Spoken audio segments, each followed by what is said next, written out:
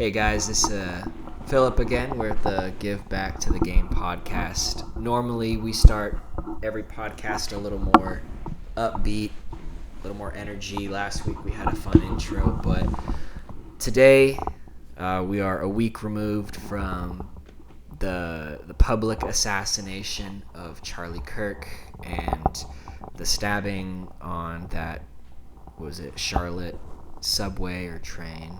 There was a school shooting last week, some public lynchings, like just a lot of evil in the world. And our goal is not to jump into politics. That's not what we're about. That's not what we want to be about. We are a college football podcast, but we did want to just take some time to address all of that's going on because we missed last week. We decided ultimately, the three of us, not to record last week because we usually record on Wednesdays. And as I'm sure many of you know, last Wednesday on September 10th, that was when Charlie Kirk was assassinated very publicly and traumatically. I mean, the video was everywhere.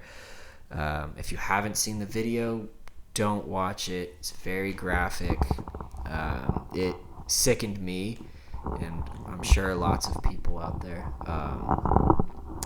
But yeah, it hit us very hard, just, as Christian men. And Charlie was a very devout Christian man and a husband and a father. And myself, I'm a husband. I'm also a father and a devout Christian. And so just really aligning on those things, and it really hit home to think about not being able to see my daughter again or my wife. And yeah, it was a hard Wednesday. It was a very emotional day for a lot of people, and in our house included. So we decided that it would be best if we just spent that Wednesday night with our families. And so we ended up just taking the night. I know my wife and I, we read the Bible a little bit. We prayed together when we just really embraced each other's company, because life is so fragile, and in one moment it's gone. So we wanted to really prioritize each other. So last Wednesday we did not record, so today we're going to be playing a little bit of catch up. Not too much, we don't want to spend too much time on it, but I really just wanted to address everything that's going on. There's a lot of evil in this world, and our platform, while we don't want to take sides politically, we do want to stand very firm on our foundation, which is the Bible. We believe in Jesus Christ as our Lord and Savior. We believe in the Holy Trinity. We believe that He is the Son of God, and He is God. And that if maybe you're watching this and you are not Christian, that's okay. We would love to invite you into the kingdom of heaven and encourage you to learn more about Jesus and what He taught, and how much our God truly loves you. He loves us. He loves every single one of us, and He sent His Son down to die on the cross for us and for our sins, so that way we may be in eternity with Him in heaven, so long as we choose Him. So that being said, that's pretty much it for our intro. It's a little more somber, more solemn intro for the pod today, but yeah, there's a lot of really messed up stuff going on, and we just wanted to just plant our flag and say that we stand on Jesus. And one thing that we find peace in, knowing that Charlie Kirk was a devout Christian, that he knows who Jesus is and that he is with the Father in heaven today as we are recording. So we're a week removed from that, but since then there's been 2 weeks of college football games that we get to catch up on. And so really quickly, transitioning into that week 2, which was 2 weeks ago now, or I guess technically a week and a half because it's Wednesday. A week and a half ago. We're not going to dive super deep into it. We just want to kind of highlight some games that we watched that we really enjoyed watching. I know ASU lost to Mississippi State. That hurt a lot. Honestly, I was gutted. We'll dive more into the ASU recap specifically, because after all, we are an ASU podcast. But yeah, I know, William, your Hawks lost the Cy-Hawk Trophy. Yep. Bummer. Shocker. Yeah, no. Funny enough, I went back and I watched the episode. There's no video on the episode, which is super unfortunate. Couldn't get the video to work. So not the best quality. That's my fault. I probably could have spent more time in figuring it out, but I'm not a video expert. But my exact prediction for the game was 16-13 Iowa State. Hey. Oh yeah. It was. So Shout out. anyone out worse. there? Yeah. You both were saying ton of passes. you guys thought over for sure. You said something was sneaking in. You said What over. was the line? The line? Are we saying over on the line?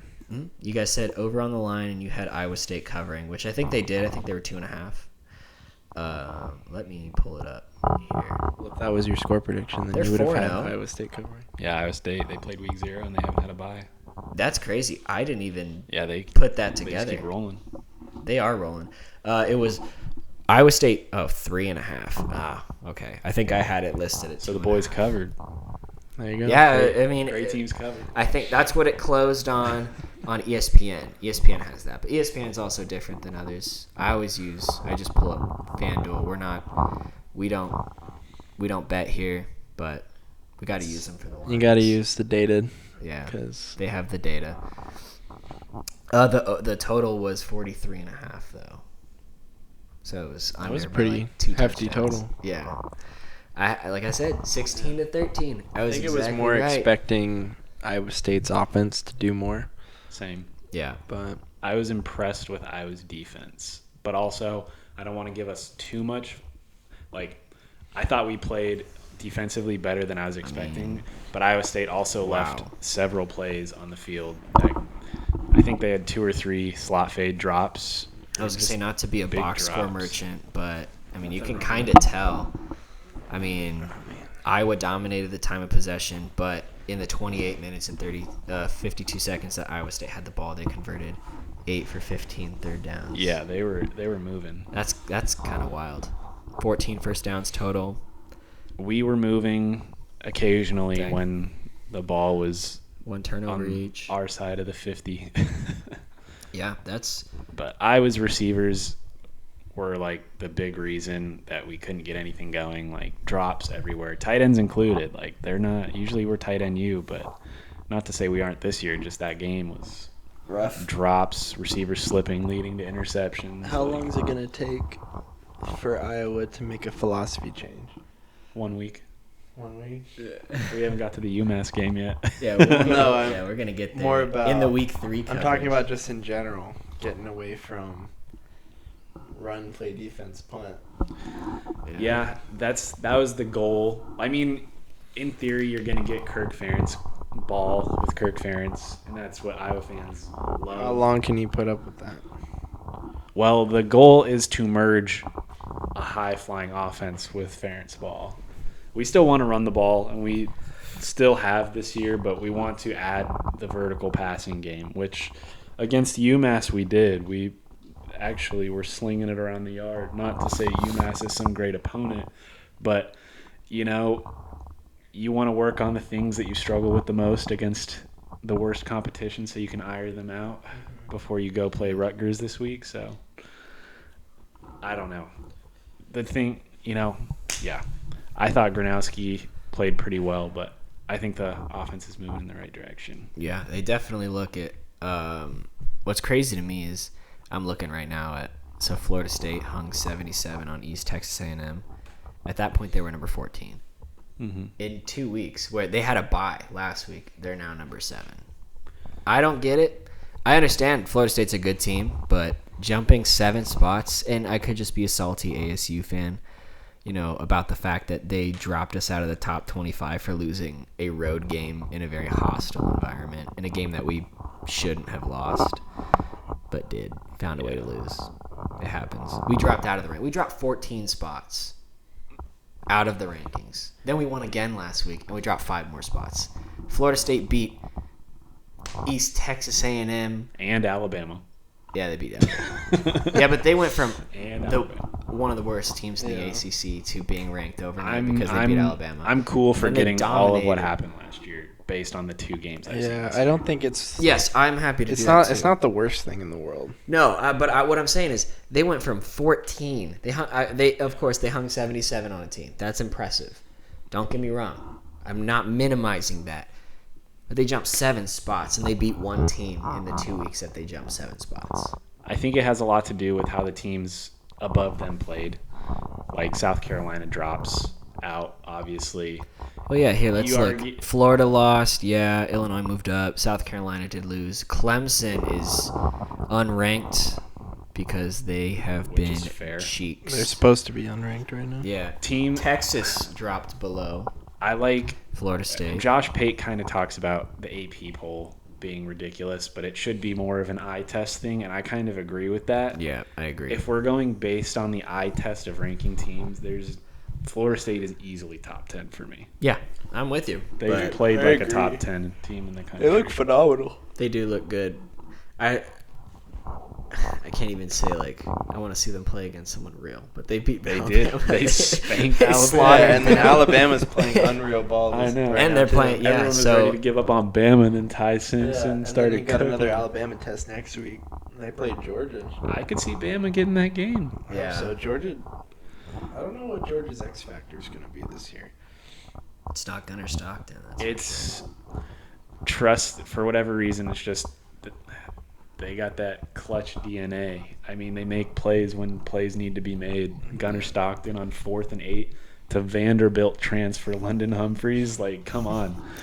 They make plays in the most crucial moment, and they have the offensive and defensive lines to keep them in game. Like, Yeah. they have the talent on both sides that'll keep them in games. Yeah. We'll see. I mean, yeah, you're right. Georgia always just seems to have it, even when it's not always just one guy. It's just the sum of the parts. Yeah.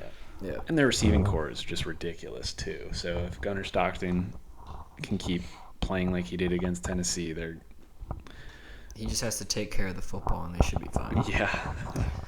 Yeah, and okay, moving on to your other boys, the Virginia Cavaliers. They lost to NC State in a heartbreaker, Yeah. 35-31. The thing that was I only got to catch the first half of that game. And that was the half that Virginia utterly, like, I don't want to say dominated. They dominated the second quarter, but like Virginia, they were I mean, running they were the up ball, 24. like, They were up 24-14 at That was half. when I Third quarter, they got stopped dominated. watching, and when I checked the score later, I was like, "What happened?"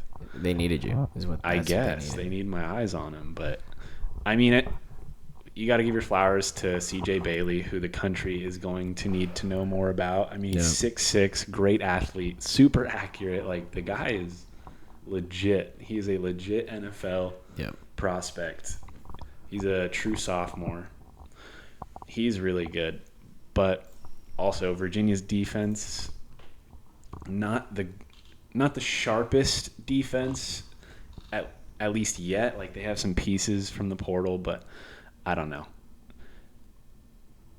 I don't exactly know what happened. When I went back and rewatched it, I was like, I don't know, man. They run the ball really well. They have the stable of backs. They have the receivers, Chandler Morris. Like, they got the pieces. We'll see. All right. Well, I just pulled up our outline from episode 3, so I'm looking at the games we covered, and I remember who we picked as a unit. We obviously disagreed on some games. Like, I wanted Duke so badly to cover against Illinois, and they just didn't. But as a podcast, as a collective, we picked Illinois, and they won. So 1-0. Virginia did not cover against NC State 2.5, which is unfortunate. So 1-1. I think we all picked Iowa State. I had Iowa State 2.5. That's what I got it at. So Iowa State did cover that. But I think our big thing was, unless it's an upset, if it's an upset pick, we would take the spread. If it was a close line like 2.5, we would just pick the game.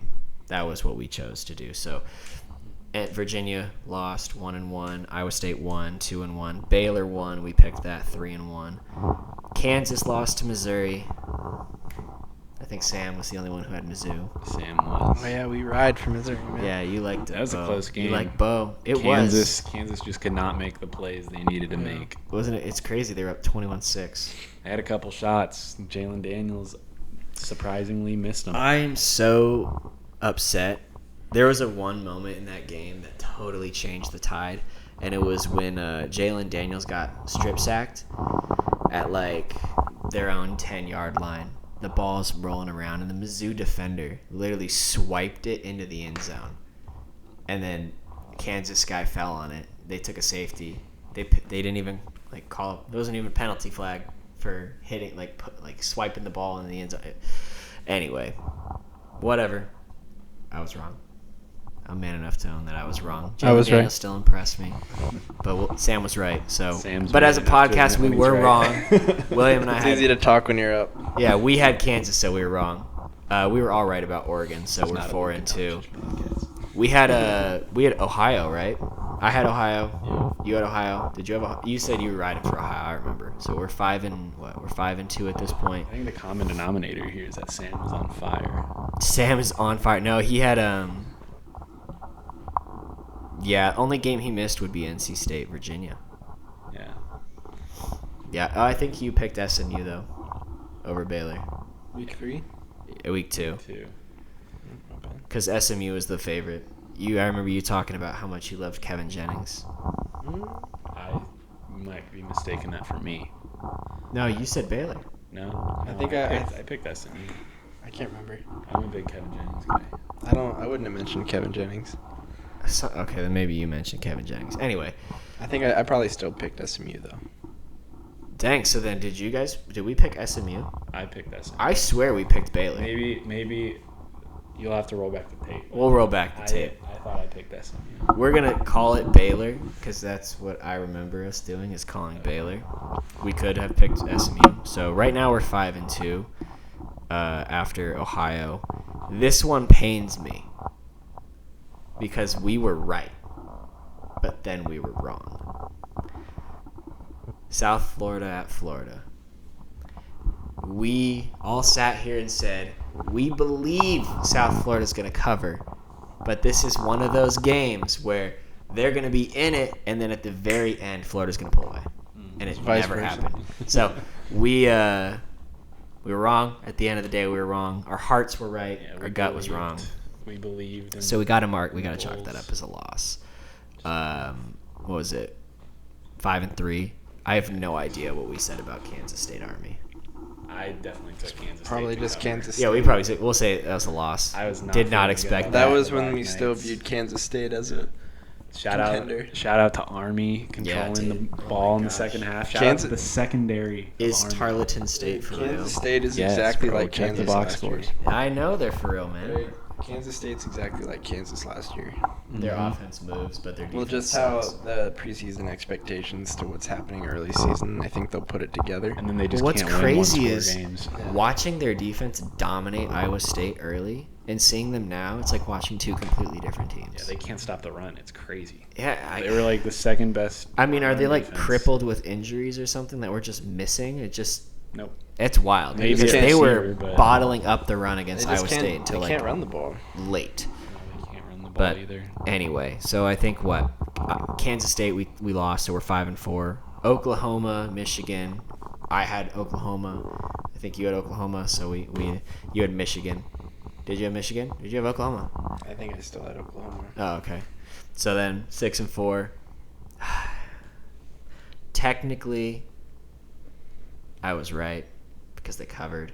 Gosh, I'm heartbroken about Boston College and Michigan State, man. It was 4.5. Oh, I watched the end of that game. That game was fun. Because it was a 2-point I was game. all sad after Mississippi State, and then I'm like, I can't even enjoy this. But they had a cool ending. Dylan Lonergan, man.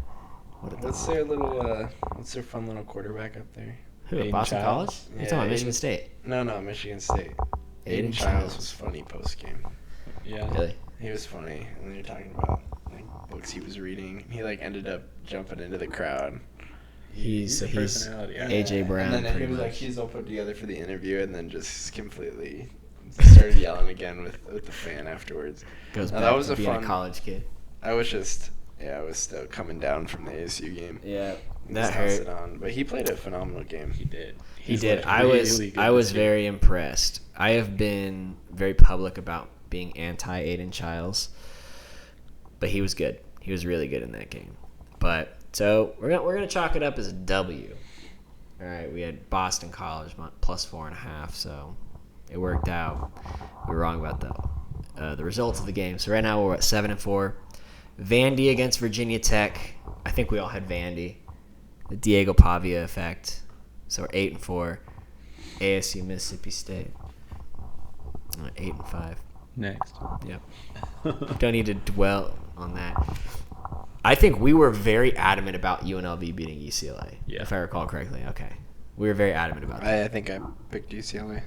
But, okay. As a podcast, as a collective, we had UNLV. As a unit. As a unit, we had UNLV. And they won. As So a we're democracy. 9-5. And then San Diego State, Washington State. I know I had my heart set on San Diego State. I picked San Diego State. I Okay, think. so we lost that. That's So for we're Sean. 9-6 for Sean. Yeah, we said for Sean. 9-6. That's not bad. Sean led us astray. So that's 60%. That's not too bad. It's passing. Yeah. Yeah, it's passing. We got our diplomas. D's get degrees, baby. They don't. At ASU, they do. That is. All right. So that was week 2. Yeah, I don't even think really. Do you guys have anything else you want to add to week 2? Not really. Good games. Had a lot of fun watching Oklahoma. I think this is when they really Yeah. made it clear that they're here to stay. I think they're gonna ruffle some feathers in the SEC, and they look polished. They have what looks to be one of the best quarterbacks in the country. They got a weapon on the outside in Burks, who keeps making plays. Yeah. So I think they're a force to be reckoned with. Really looking forward to see how they play Texas coming up. Yeah. Oh, the Red River rivalry. Who would have is gonna be so thought good John this year. Mateer would be the best quarterback in that game? Yeah. So Maybe me. when but- we get into week, maybe you, not other maybe people. not. yeah. Yeah, we'll dive into week 3. No, I still know that.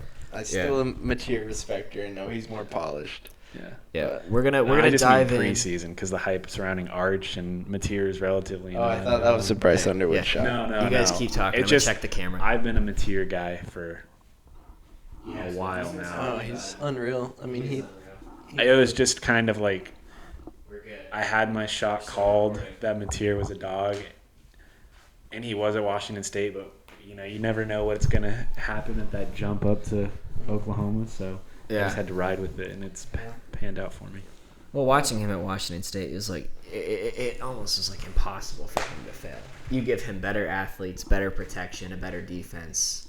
You're not sure about better protection the way Oklahoma played last year, but yes, Yeah, but anything's better. I mean, going to Washington State, being ranked, and then losing to New Mexico, Yeah. Wyoming. I think any time It's there's a tough. team that you kind of look at them on the slate and you're like, I want to catch that game, and that team for me right now is Oklahoma. 100%, Yeah, I feel that. 100% I didn't even get to watch their game last week, which is so against Temple or Michigan. against Michigan. I didn't get to watch the Michigan game. I just got the highlights afterwards because I was got called into the office Saturday, so I missed a bunch of those games. Gosh, But that's such a bummer, man. I rewatched. Well, I just caught the full game highlights for a couple, but man, you can just as long as John Mateer is playing football, your eyes got to be on the screen because he is so fun to watch. Definitely. He's probably the most fun player in the nation for me to watch. Like him, I'll watch Parker Navarro play. Those are like. Yeah, Parker Navarro he's got moxie. Yeah. Him, Micah Alejado, they've got the same kind of swag. He's been hurt though. I know, but he's got the swag, and that's why I include him. He's got that Baker Mayfield swag. Yeah, the moxie that you really love in a quarterback. You ready to jump into week 3? Yeah.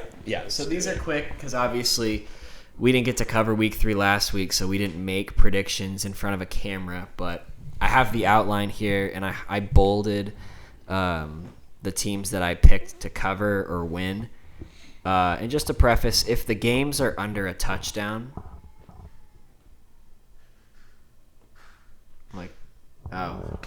the wife's home. Wifey's home. I'm like, I hear a crying baby. Why do I hear that? Anyway, but the week 3 predictions, I'll wait. I'm gonna wait until.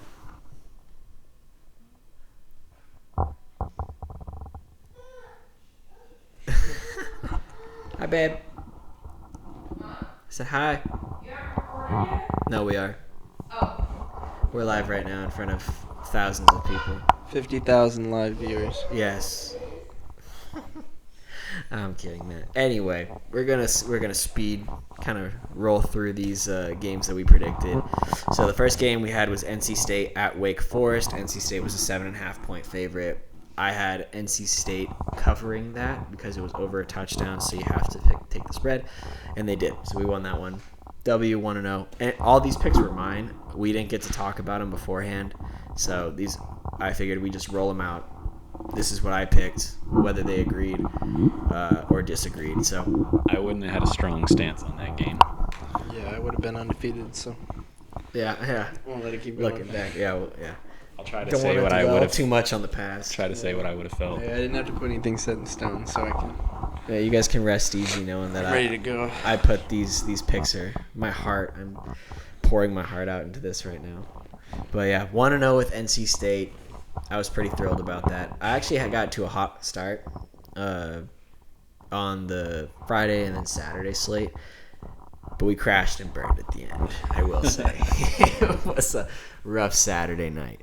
But I had Colorado over Houston. I completely spaced on Caden Salter not playing. I had no idea. So I saw the line was Houston minus 5.5, and I was That like, was a really weird decision. I don't understand it. I don't Because it completely knocks on his confidence. And if you're not. Wait, I thought was he hurt or he just got benched? No. Healthy scratch. And the thing is if Salter. Then I had no idea at And the all. thing is if you're not playing Salter, why aren't you're you playing Juju- you need to Juju be playing Lewis? the 5-star you pulled from a elite program. Yeah, I don't get it. I don't get it. I know Staub, he played really well against Delaware, but It's not the move. this is your first Big 12 game. It's a No, road man, game. you got to get Salter ready. He's going to be your guy. You have a team that can compete. Now it's confusing. Now it's just confusing. Yeah, well, I mean, so, has Salter been playing bad? I didn't think so. I thought he played pretty well against Playing Georgia okay. Tech. Yeah. It's not his He's fault not- they didn't manage the clock well Right. against He could Georgia play Tech. better, but he's not playing, terrible football. And the fact that they're gonna look back at this season and they're gonna cherish the fact that they only lost to Georgia Tech by a touchdown. I mean, they should have won that game. It's gonna be all right. Colorado should have won that game. Don't break my heart, but they didn't. Yeah, but they should have. Yeah, they honestly should have. Georgia Tech did everything they could to give that game away, and Haynes King at the end pouring his blood, sweat, and tears into that I game. mean, Colorado should rushing have for had more than one 190. touchdown in the first quarter. Yeah, the fact that they only were up, I think it was only 7-0. Maybe they were up 10-0. 10. It was 10-0. They only got 10 points off of 3 turnovers, and they had the ball maybe in the red zone 3 times. Only scored. Yeah, the 2 times. Anyway, anyway, we swung and missed with Colorado. I am high on Houston, but I didn't think I that have they were no gonna put it confidence in together. Colorado anymore. Yeah, it They was tough. But I didn't know that he was a healthy scratch. Yeah, they just liked what Staub gave him. Not sure that was a great Isn't that decision. his first career start on the I think road? it was second, maybe. He didn't start against Delaware. No, I was thinking Salter maybe started, last and year or then 2 years ago he started. He came in before Julian Lewis, and then Julian Lewis came in at the very end. Yeah, and Lewis didn't look ready, but Yeah, he's a true freshman. Gotta give yeah. the kid a break. in his first action. But yeah, I can't believe you don't start Salter unless you love what you have in Staub, and Yeah, he's not any more talented than Salter is. no, not at all. No, Don't throw the season away for to figure if this kid's got something. Yeah, I don't get it. I didn't even know that, so that factored into that decision. I just thought Colorado was coming in and they were going to come beat the piss out of Houston, and they didn't. So I was wrong. 36-20 We learned Houston. about Connor Wegman, though. Connor Wegman balled Kind of a out. dog. His career highs in, I think, yards and touchdowns, I think, or maybe it was just He touchdowns. just looks good. He balled out. And his athleticism is way better than I thought. Yeah. Yeah, well, you had to have known that watching him. Oh, my gosh, was it Oz Perlman? He's like, oh, yeah, come on, man. Yeah. Oh, and it's like, oh, man, this dude he's a crack up. He's a funny guy. Anyway, moving on. U of A, home against Kansas State. I was pretty confident U of A was going to win that game, especially after the terrible performance that Kansas State put together against Army and North Dakota, and the way they collapsed against Iowa State. I was like, they haven't put together, honestly, a good quarter of football this season. It's been bad. So I had U of A. They ended up winning 2-1. No need to get too crazy into it. Georgia Tech, Clemson. I've been singing the praises of Georgia Tech since the beginning. I don't know if that's true. Yeah. I We think might you have to just- run the tape back on that. I don't know. I think you were. Yeah. I think you had Clemson the whole time. Season Did you? prediction, you thought Clemson was going to win. No. 4 scores. I had if Clemson played them again in the ACC championship. We don't have the Clemson tape is- because the camera died. We have the tape. We have the audio the on audio. Spotify and YouTube. I know all those AI apps you got loaded up on your computer. So, All right. no. All right. Well, This is Phillips' win here. He got a Georgia Tech victory lap. They had a huge win against Clemson. I thought Clemson was going to get back to Clemson, Yeah. especially after that scare against Troy, and they just came out flat again. we didn't even talk about Troy, man. How about Troy? Yeah. Except when they played their game this week. What was it Goose Crowder? Is it Wouldn't have Goose? mattered. Yeah. He got hurt. He got hurt, and I think he was 1 for 9 when he came out. It was Memphis is like that. Tough. They but were like that. yeah, I think I was listening. I followed Todd McShay on Instagram, and I saw one of his podcast clips, and he was saying everything just looks hard for Clemson. And I think that is the most accurate statement ever. Like, you have Cade Klubnik in his 3rd year with the arguably best receiver room in the country. Why does it look so hard? Why does getting through his reads, why does pushing the ball down, like, why do the easy things look hard at times? And it just, Clemson should have won that game. They made mistake after mistake after mistake after mistake after mistake to lose that game. Yeah. Drops, fumbles, interceptions in the red zone, missed Right. field goals. Like, Clemson is still insanely talented. They're the more Yeah. talented team between Georgia Tech. It's just like, why are we here, Clemson? Why is this where we are? Yeah.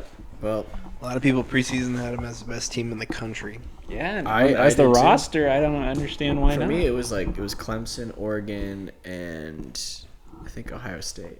Penn State. If Penn State was Clemson big doesn't one, I turn think. this season around, we're going to look back in 5 years when half their team is in the NFL and be like, how did they not execute Yeah. with what they had? Well, what's crazy to me is I love Cade Klubnik. I do not understand Strong why Christian man. He is a strong Christian man. Yeah. So we love Cade Klubnik here, but I do not understand why he was the number 1 quarterback in the mock draft. Like, you know, in this draft class, like, he's being talked about as the number 1 quarterback by Mel Kiper Jr., and I just don't get it. Roll back the Texas game. I know he's a dog. Like, I know, but Garrett Nussmeier, Yeah, he's my number 1. he's better. I got Lenore Sellers as my. Lenore Sellers, also a great quarterback.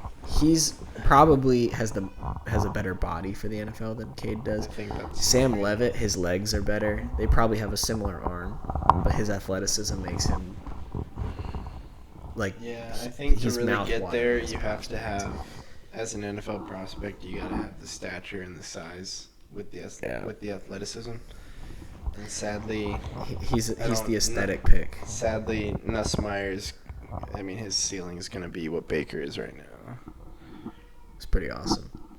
It's a pretty awesome ceiling. Yeah, I love. But he can't. But the love thing is, Baker. Sellers can get to that Josh Allen, Yeah. Lamar Jackson level. Because he's I mean, he's a huge dude. I mean, he's like DJ Lagway, same thing.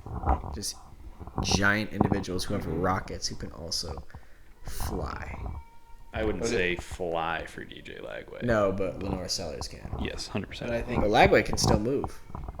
Yeah, he made a lot of We're tackles this weekend. I know he did. we're talking about like this quarterback class. We are spoiled compared to last year. There's so much talent. Yeah, there is. So Last year was tough. it's gonna be fun to see how it pans out. And then we didn't even talk about Mateer. But anyways, Mateer, yeah. Golly. It's a fun year for quarterbacks. and Mensah. Mensa, yeah, is great. I like him a lot. Mensah's can be Tua. Yep. Well, we won Georgia Tech. By we, I mean me. I had Bama covering against Wisconsin. So, like I said, Ty we were off to a Simpson. hot start. Had Georgia Tech beating Tennessee. Bama fans are gonna bring out "We Want Vanderbilt." Hey, Yeah, they're facts. coming. They're back. They're coming. It's going to be a fun game. Ty can't Simpson looks like wait. the real deal. I know he does. Looks like the real deal. I'm happy that it would be sad if they were crashing and burning right now. Yeah, I Yeah. like DeBoer. I don't think. Yeah, I really do hope too. Bama can make a push at the top of the SEC. Yeah. Yeah. Does Bama play Oklahoma? I'm not sure. Let's I find hope out. Not. You want to keep talking? I'll find this out. Yeah. You also said Georgia Tech over Tennessee. I don't know if you Did I say that? No, I meant. Yeah. Did I? Georgia over Tennessee. My apologies. Yeah, I meant Georgia over Tennessee. We won that We one. got Bama versus Oklahoma this year, second to last game of the year, Oh, it's gonna be so. or third to last game of the year, November 5th. There's gonna be everyone some can stay SEC healthy. title in Bama. dreams, hopes They're and in. dreams hanging on that game.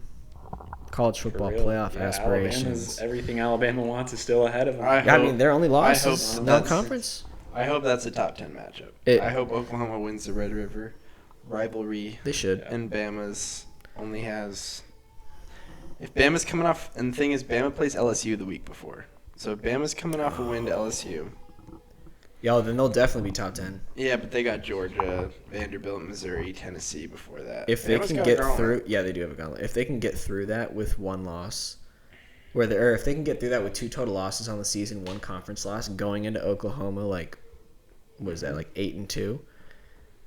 They will absolutely be top 10, Yep, with the quality of wins. unless their That loss takes is to Kentucky. Unless the one loss is Kentucky, then Hey, they may not be. and the top thing 10. about it is They'll be close, though. their only unranked game until Oklahoma is South Carolina, and they're like a fake unranked team. Yeah, because once Lenore Sellers is Once back, Lenore they're Sellers immediately is a in, top they're a- 15 team. With Lenore Sellers, they're a playoff contender. Yeah, So for sure. Tennessee showed out. Missouri showed out Vanderbilt. Man, SEC's back. Let's Yeah. go. It is the SEC season. Let's this year. go, SEC. I like this. I like the back and forth. You don't want to see the Big Ten run away. Let's have some checks and balances. Let's be Americans. Yep, I love it.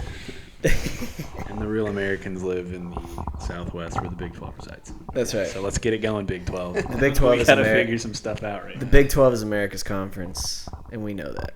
I didn't even talk about A&M in the SEC picture. Oh, yeah. This is Marcel Reed is another one of those guys. Yeah. Because I was looking at Bama's schedule. LSU's at top of their game. Florida's can turn it around. Yeah. I mean, and South Florida's no slouch. Like, they are a Ole really Miss. good team. Miami was a trap game, in my opinion. SEC is on fire.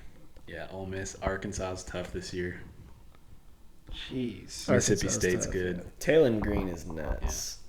That's a is. guy who's Dude, going to this put up could be- Heisman numbers and be on a 6-6 football team. I feel like every team in the SEC could be a top 20 football team. Yeah. Mhm.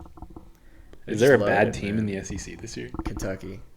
I Not don't even even say a bad- they can run the ball with against anyone. They're They not a almost bad beat Ole team. Miss. Let's see how They did almost beat Ole Miss, but Ole Miss also hasn't looked And they like beat Ole Toledo. Miss. When we look back, everyone at the beginning of the year was saying Toledo. Yeah, was a scary we did loss say that. Or scary win for Kentucky, but Toledo has been trouncing teams. I know. They might- Gleason. They might be the team in the group of 5 that sure. gets to the Let's playoffs. see It this. very well could be.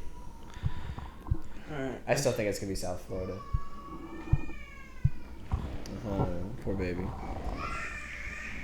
Oh, there it is. Got some Big Ten fans over there. Oh yeah, all the the Big Ten fans hearing us talk about the SECs. Mhm. This is my daughter right now. All right. So the next game was Pitt at West Virginia. Kind of rapid fire through these. Yeah. ones. Pitt at West Virginia was a loss. We had Pitt covering. They did not. North Texas home against Washington State. Pick North Texas. W. South Big Florida W. at Miami had them covering. They did not. 17.5 was not enough points for Miami, so they just trounced them. I had Ohio covering at Ohio State, and they did 32.5. Yes, sir. And they did. I think they lost by 28. It was like 37-9. Shout out With Parker Navarro. He wasn't even playing most of the game. He missed like 2 quarters, and it's just a tough team. I had Arkansas covering 8.5 at Ole Miss. They did. They lost by 6, so that's a W. Notre Dame sold. I had them winning. They lost, so that's an L. Another heartbreaker. LSU to cover against Florida, and they did. Vandy, I had them as my upset pick of the week, and they covered and then dominated. Dang, did South Carolina close at 5.5 without the North Sellers? He got hurt. He got hurt in the game. Right It was before 7-7, and then they couldn't do anything without him. Oops. I had Duke beating Tulane. That was a bad idea. Negative ball knowledge. Points. Yeah, Tulane smacked them. ASU Talk over. about Jake Redslaw real quick. Dude, he had like Best 3 running rushing quarterback. touchdowns. 4. Unreal game. 4 rushing. He had 4 rushing touchdowns. Yeah, dude, Unreal quarterback matchup. That was another fun one. that was a great matchup. Yeah. Didn't get enough love. I think Mensah is going to continue to put up crazy numbers. And He will. Redslaw- Absolutely. I mean, Tulane's going to make that push for the non-Power 4 playoff spot. They look certainly good enough to be it. Memphis does too. Honestly, Yeah. it's gonna be fun.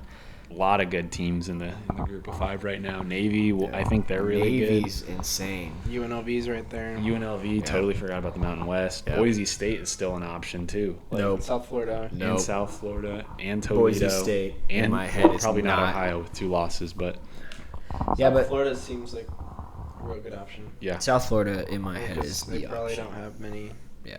They've just had a crazy front schedule. Right. Gosh, But well, the question that's is, gonna be so nice for them later when it comes to like the playoff conversation. now they're going to be the hunted. So it's like sometimes you see Memphis Yeah. going to the American after beating a team and it's like you get play up another and level. down to your competition. right. sometimes. Yeah. South Florida's It's the like team this year. if ASU, South Florida's got the target on their back right ASU now. was unranked going into that Mississippi State game, we win the game. yeah. It's just we were the they were target. looking for Revenge. they were looking for somebody to bring their program back to life.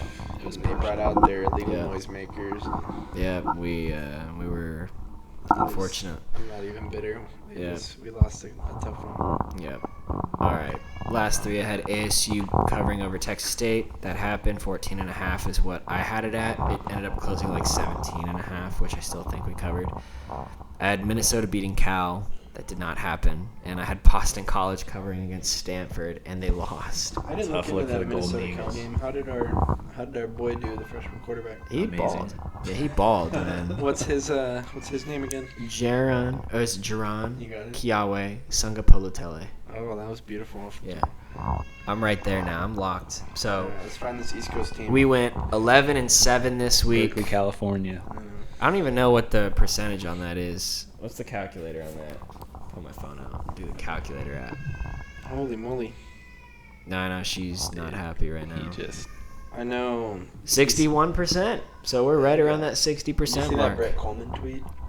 No. Brett Coleman was at Elite 11. I think it was Jaron Kiawe Sungapolutele. Sagapolatele. It was his sophomore or junior year. He was the last invite to the Elite 11. He only had 3 stars. I don't know how many offers he had, but Brett Coleman made a post about how this guy's pretty special, slinging it around, and I don't expect him to be a 3-star that much longer. And look at him, he's looking like an absolute star. Let's see if Cal can keep him. I don't think they'll be able to. There we go. Okay. I think so he's leaving Cal after this year. the last 2 weeks we're at about 61% accuracy on our picks. 60.5% is closer. But how cool so would it be if he stayed? Wait, but Minnesota has a guy that can play both ways. How do you do? yeah, I'm Coy just Parrish. making a joke. Oh, I got you. I thought you were being real. He did have a catch for 19 yards. Yeah, He's a dog, dude. All right, let me check the camera He had real a quick. -9 rushing yards. You guys keep going. What are we getting into right now? We're getting in the William game. Oh, fun Yeah, stuff. we're still going. Fun stuff. Yeah, it's looking good. Yeah. We solved the problem. You know it's not looking good, sadly? Boston College. That's who's not looking Don't good. remind me. I'm swinging and missing on Boston College and Duke right now. Yeah, it is what it is. Honestly, Boston College playing at Stanford at 7:30 West Pacific Standard Time. That's brutal. It's so brutal. All right. Playing a game at 10 p.m. at night for them. Yeah, Right. it's not fun. All right, we are transitioning now into a game we like to call the William game. For those of you that tuned in with us, actually, I just posted that today, so you probably haven't even seen it yet. 2 weeks ago, we quizzed William here on his ball knowledge on where guys went to college. Little background: when we were freshmen in college, I used to play Madden Ultimate Team in our dorm room, and when I would open packs, I'd buy the 100 coin packs, and he would just sit there, and he would tell me where every single guy went to college, and I swear it was like 90 or 95% accuracy. The only guys he didn't really know were O-linemen, which is fair, right? O-line are tough. You know, you think a guy went to Alabama, and he actually went to like Georgia Institute of Medicine or whatever. You know what I mean? But yeah, so last week you almost went 100%. Technically, you did hit 100%. You went 15.5 out of 15 By the grading scale. because you got the bonus points. No bonus points today. All right. Straight up. And I missed the two NAIA guys. yeah, you missed the NAIA guys. Well, one was NAIA, and the other one was like, if it was even NAIA, it might be smaller than NAIA. But all right, so we're same kind of thing. I got 5 easy names for you, 5 medium names, 5 hard names. Gotcha. That I think these could be way different than what you know. But all right, first up, Derek Dillard. Derek Dillard Derek Dillard. is an easy name. Yeah. 1,000-yard rusher. Derek Dillard. I think he was a running back. 1,000-yard rusher. You got a year. What? He's a running back. Hmm? Who does he play for in the league? Make me look. Okay, at so it's not so easy. My initial thought is maybe Rice. Oh my, are you kidding? Are you serious? It's Rice. I can't believe it.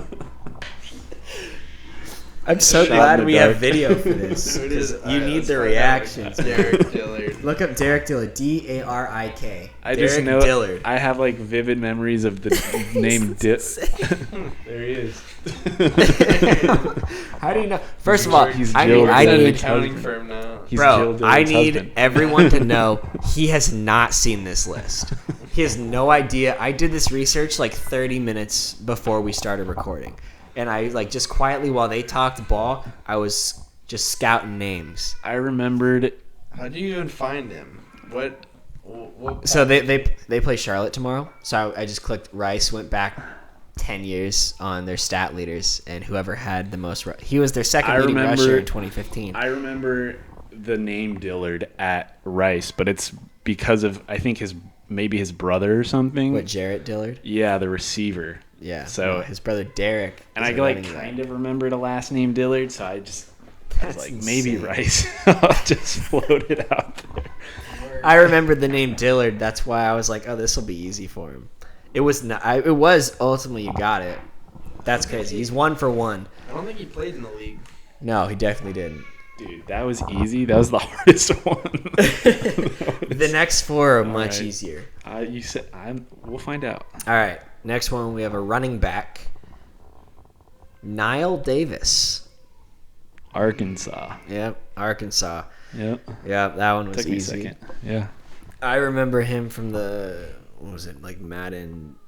Oh my gosh, which Madden was it? Maybe it was Madden 17 Ultimate Team, his card. Is he on the Colts? He might have been on the Colts. I have no idea. I don't even remember where he played in the league. KN. Knile Knile. Davis. He was a Might have been hog. the Bills. Yeah, I'm feeling I think it might be 49ers. because That's my guess. I don't think he might have been a Niner. Oh, Chiefs. That's who he was. Yes, Chiefs. funny enough, I literally saw that when I looked up his name earlier. Because half these guys, it pulls up their NFL profile before it pulls up their college stuff. So I look up to make sure they didn't transfer anything. Yeah. All right, man. Hey, you're 2 for 2. 2 for 2. That's He was crazy. on the Packers. Derek Dillard. Derek Dillard and Niall Shout Davis, out Derek 2 for Dillard. 2. You remember him on the Packers? No. This one is probably the easiest name. The next two are probably the easiest real names quick. you're gonna get. He got traded when Eddie Lacy and James Stark went down. Oh, so he became Okay. Packer. He became their Eddie Lacy. There you Got go. it. He recorded 5 yards on 5 carries. Good for him. Great. Good for him. That's more than I had. Oh my gosh, it was. I remember the Ultimate Team. It was the year we shared our Ultimate Team. You remember the Benny Cunningham card that we had? It was like an 80 overall. Back when they were green and they were in the 80s. Now it's like you get elites that are over 8 or whatever. Anyway, this one's a quarterback. It's going to be easy for him. I know. Chandler Harnish. There you go, Northern Illinois. Northern Illinois. That one I Huskies. figued you would get. Yeah, Was he the the guy QBs when are they- easy. was he No, the guy that's there when Jordan they- Lynch. That's Jordan When Lynch. he's run? He was before Jordan Lynch.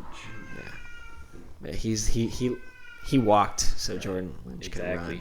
Exactly. Jordan Lynch finished top 5 in Heisman voting. Fun fact.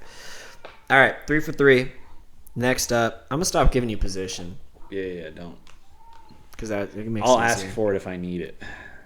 Ralph Webb. Vanderbilt. Yep, Running back. running back. You Running got back. it. Yeah, Running running back. Vanderbilt. Ralph Webb. He's an Ralph NFL Webb. guy. I think he was with the Colts for a little bit. Was he Or really? Maybe the Texans. I don't even know if he even played in the league. Pats. Pats. Oh, yeah, I didn't even know that. Bounced around a little bit. Yeah, he bounced around. So far, I would be Rough Rider. 3 for 4 on There you this go. list. I would have known everyone but Derek Dillard. I would have not known what left was from right with Derek Dillard. He said that, and I was like, oh, man, my goodness. I can't believe you got that one. Anyway. All right. You're 4 for 4 right now. This one, household name from the Tennessee Titans. Now no longer a Titan. Nick Westbrook Akine.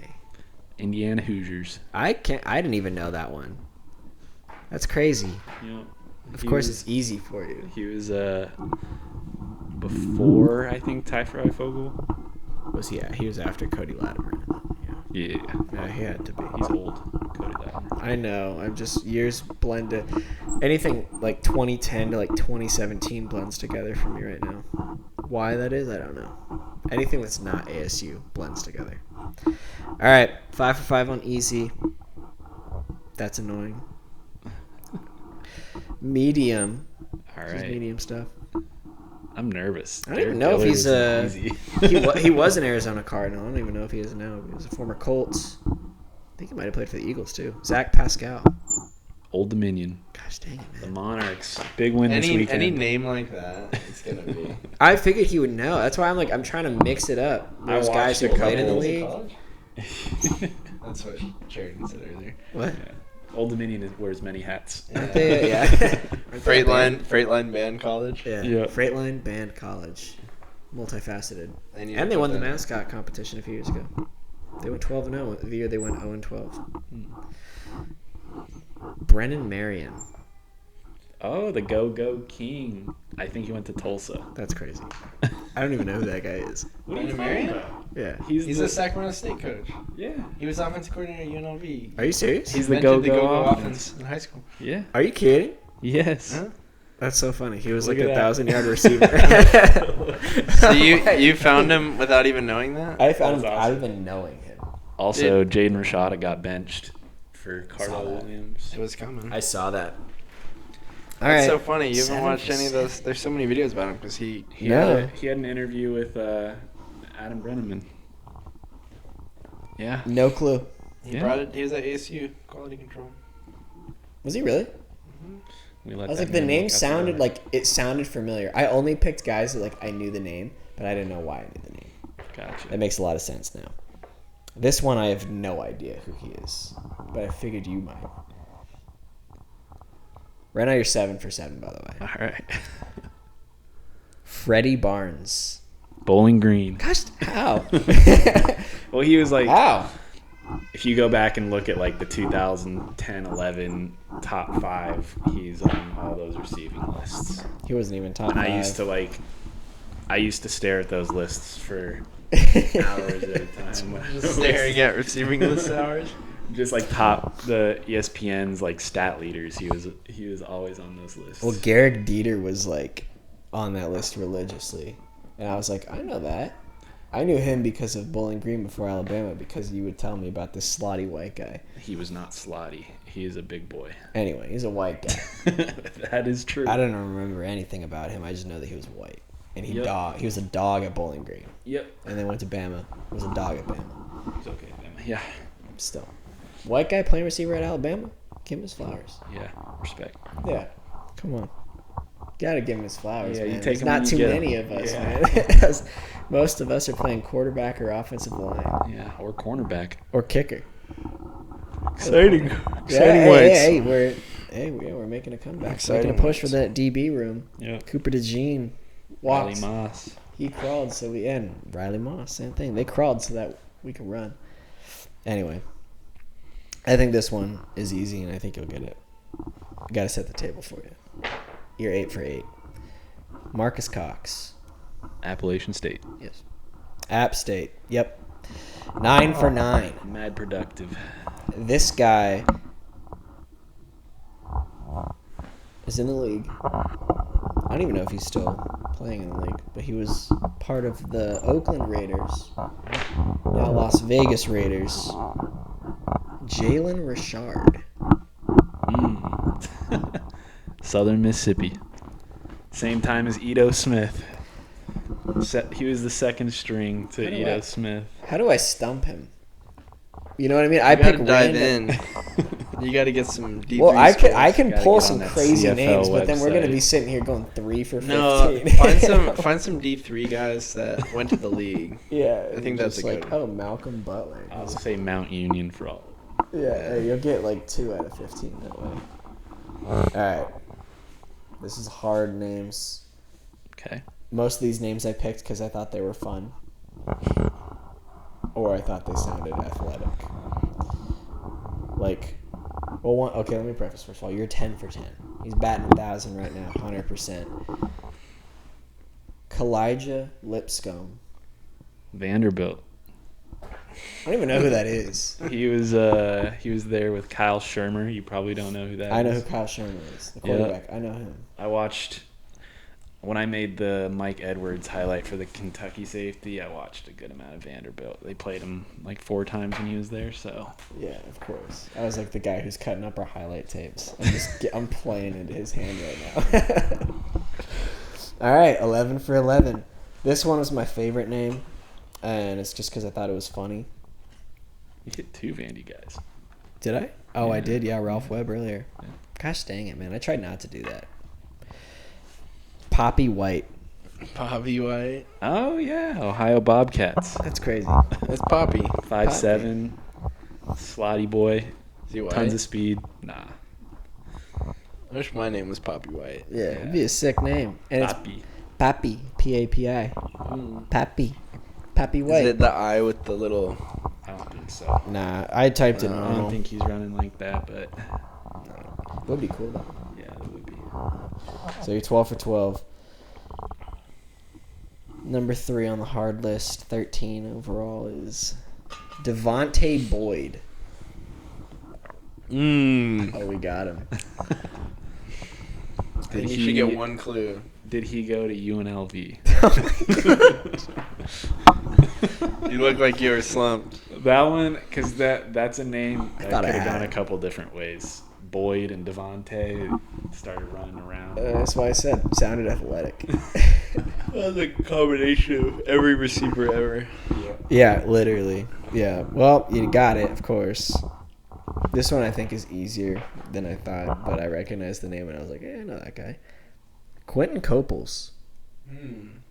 That's the first like defensive guy you've thrown at me. Yeah, the next two are defensive guys. It's because I realized I okay. was on only the Defensive offensive stat end, side. North Carolina. He was a defensive end at North Carolina. I remember his picture in one of the college football books vividly to this day because it's the first time I'd seen somebody with like a brand on it. He had a big horseshoe brand on his arm, and I thought That was him? Yeah, I thought like that's the coolest thing I've ever seen in my life.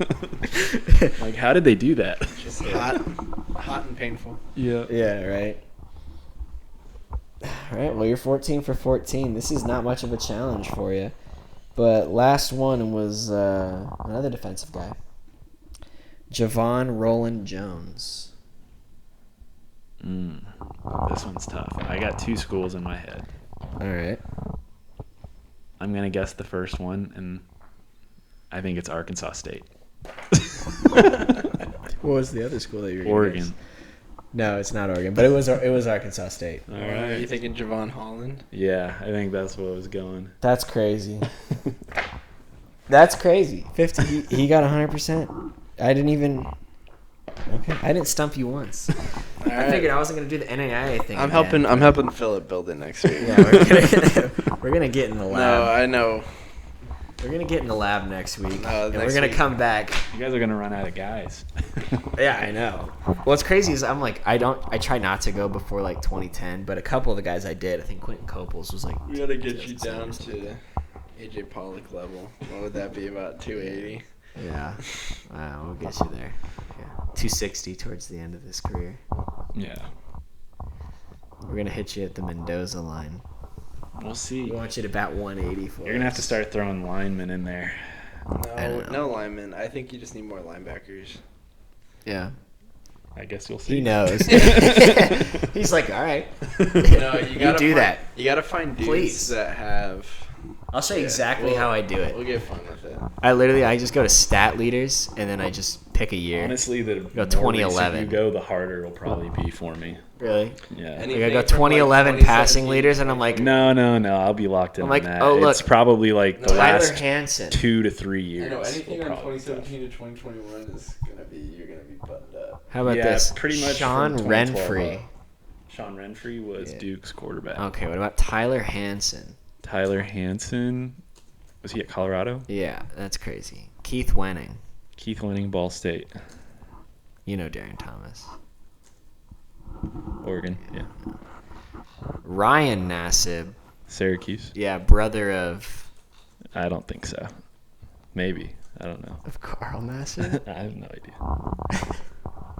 Same last name. I'm not sure he knows either. Yeah. All right. All right. Well, Well, that's what makes them brothers. yeah, must be. All right. I'm gonna check the camera again. All right, I gotta. Take a break. PB break. I gotta pee as well. Aaron Cephas. Aaron Cephas. Oh, there's two Cephases. There's a Dante Cephas as well. Aaron Cephas. Did he spend any time at Penn State? Or is this UTSA straight up? It's Rice. Right? Oh, you got it. Dang. He's gonna help me next time. Because there's two Cephases. I know there is an Aaron Cephas. Wait, No, I was thinking. where did you say he was at Hawaii and Rice? There's one. Okay, I was getting. There's one that's like Kent State, Penn State, Kansas State. Got him. All right, guys. Got to keep your company. They both left me.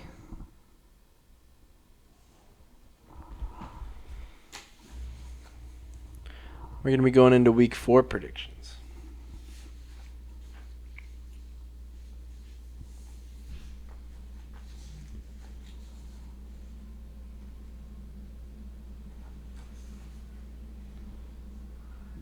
And I don't think Texas Tech is that good of a football team.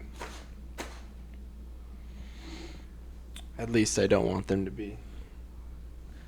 Just for the fun of it.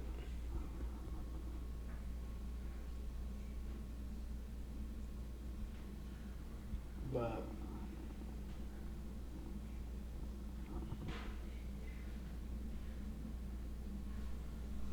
my favorite watch is going to be Michigan, Nebraska. But we'll dive into that in a little bit. We got to do some research on the next William game.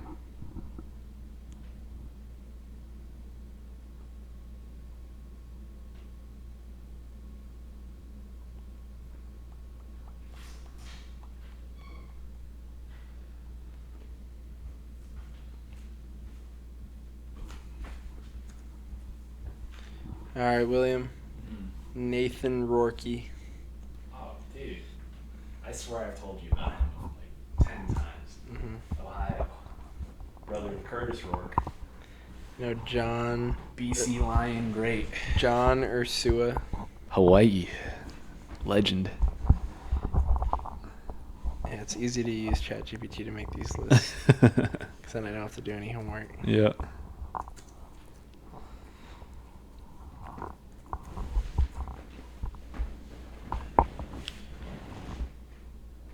Let's do.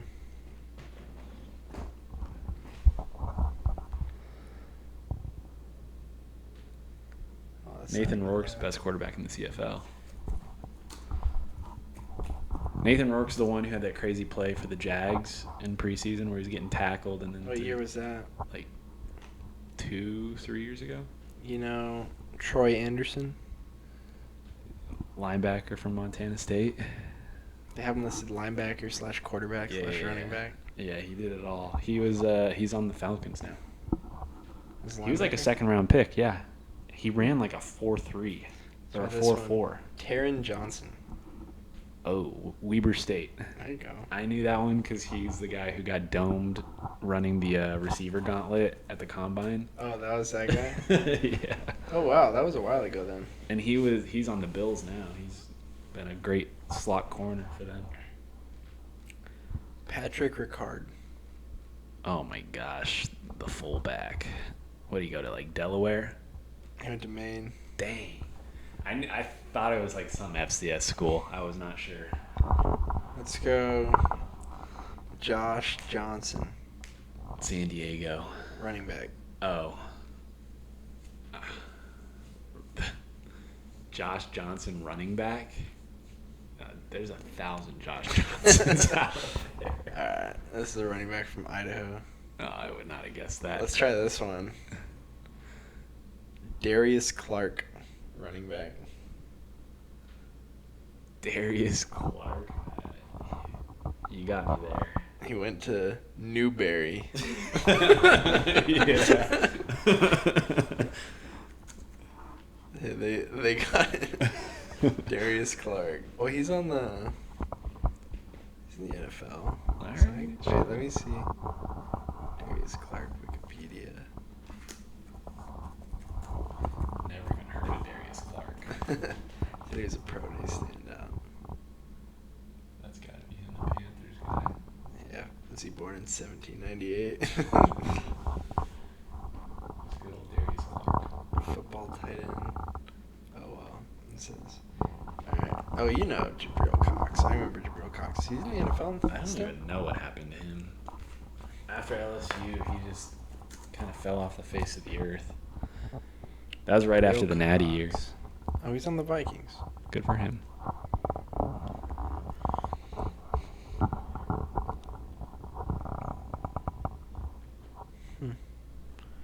Alright. You'll know this one. Gage Gubrid. Gage Gubrud, Eastern Washington. Yeah, he was there with Cooper Kupp. Donald. This is going to be a tough one. Donald Payne. Linebacker. Is that not Alabama? Stetson. You gotta push and see just how far you can go, and then Yeah. we'll tone it down a little bit. Let's try this one. This is gonna be a tough one. R.J. Harris, wide receiver. New Hampshire. There you go. That's a big one. CFL guy. I remember his highlight video. There you go. These are just all FCS. I can do some FCS. I dropped down to like 50-50. All right, let's try this one. Xavier Shepard. Is he in the league? I don't know, but he was pretty recent. I don't know. Kennesaw State quarterback. Okay. Try this one. Elon Musket. Elon Musket. Is that a real guy? Yeah. That's actually funny. That's awesome. Elon Musk, yeah. He had to have gone to Elon. He did. Dude. Elon. Elon Musket. Elon University. That's crazy. He has to have a mullet. Bro, what? I like. He's not a real guy. I gotta find out if this is a real guy. Where'd Philip go? I don't know. Is he dropping the deuce? Dropping the dudes right now.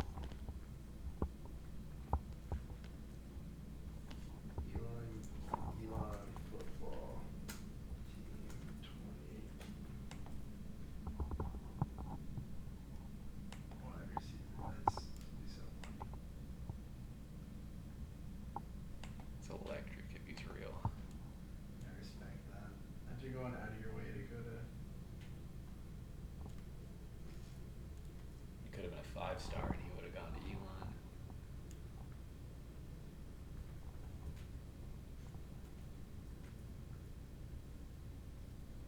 Did ChatGPT just make that up?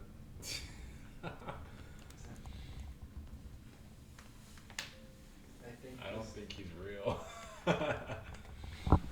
ChatGPT made up an FCS receiver.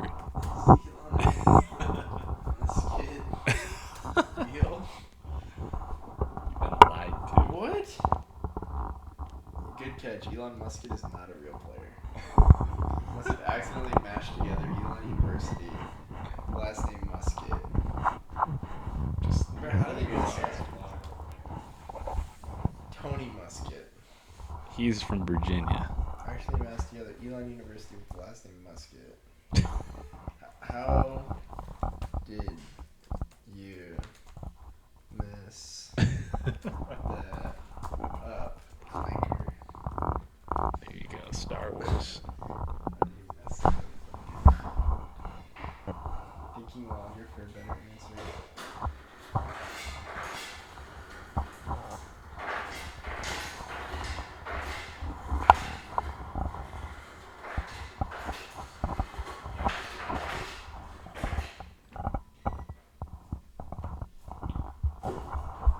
Fix it. I just don't get how.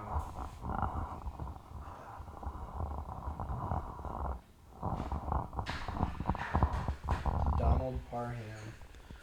Oh, he was a tight end for the Chargers. He, like Jacksonville or something? Stetson was my next guess. Dang it. And he was like a green Akil Glass. Alabama A&M. Mm-hmm. I remember his name from the box scores. Nick DeLuca. Is he North Dakota State? Yeah. He's in the league. Malik Grant. That name's really familiar. Running back. We're still going strong. I don't know. We're going FCS only. Yeah. Yeah. Dude, ChatGPT made up a completely fake player. And I got it right. Did he really? Dude, they made up a player called Elon Musket that went to Elon. I just guessed it. And I was like, and then we were looking it up, like, no, it's a real player. Oh. I can't find it. And I was like, is that a real player? Like, oh, I messed up. You gotta turn your mic on, Sam. No. I don't think it's been like that for a while. I think that just happened. All right. Shall we jump back into it? Last one, Tom Flacco. Towson. Wait, really? Yeah. His Oh, brother. Is that real? Yeah. I was like, oh, I thought that was like the fake ChatGPT I think he one. went to like Western Michigan too, maybe, but Colby Campbell. Cody Campbell? Colby. Oh, I have no idea. Linebacker. I have no idea. Any relation to Jihad Campbell? Presbyterian. The Blue Hose. How about this one? Christian Roseboom. Oh, my guy, South Dakota State. Yeah, I got a couple clips of him in the linebacker video. Mark, I did find him. They played TCU his first game in college, and he just destroyed Cavante Turpin. I was like, dude, who is this guy? Yeah. And now he's a starting linebacker for the Panthers. About Marquise Bridges. Made a big play in a big game for a big school in the FCS. Eastern Washington? North Dakota State. Dang. Said title game hero pick. Should have guessed that one. I All feel right, like I FCS had schools it. that are We'll really put doing together. We'll put together a fun list. a next fun week. list next week. We'll mix. Well, we got got to to balance in the positions. We'll do like an FCS only. We can do like big names in the league. Yeah. Have a little fun with it. Got to make sure they were productive, too.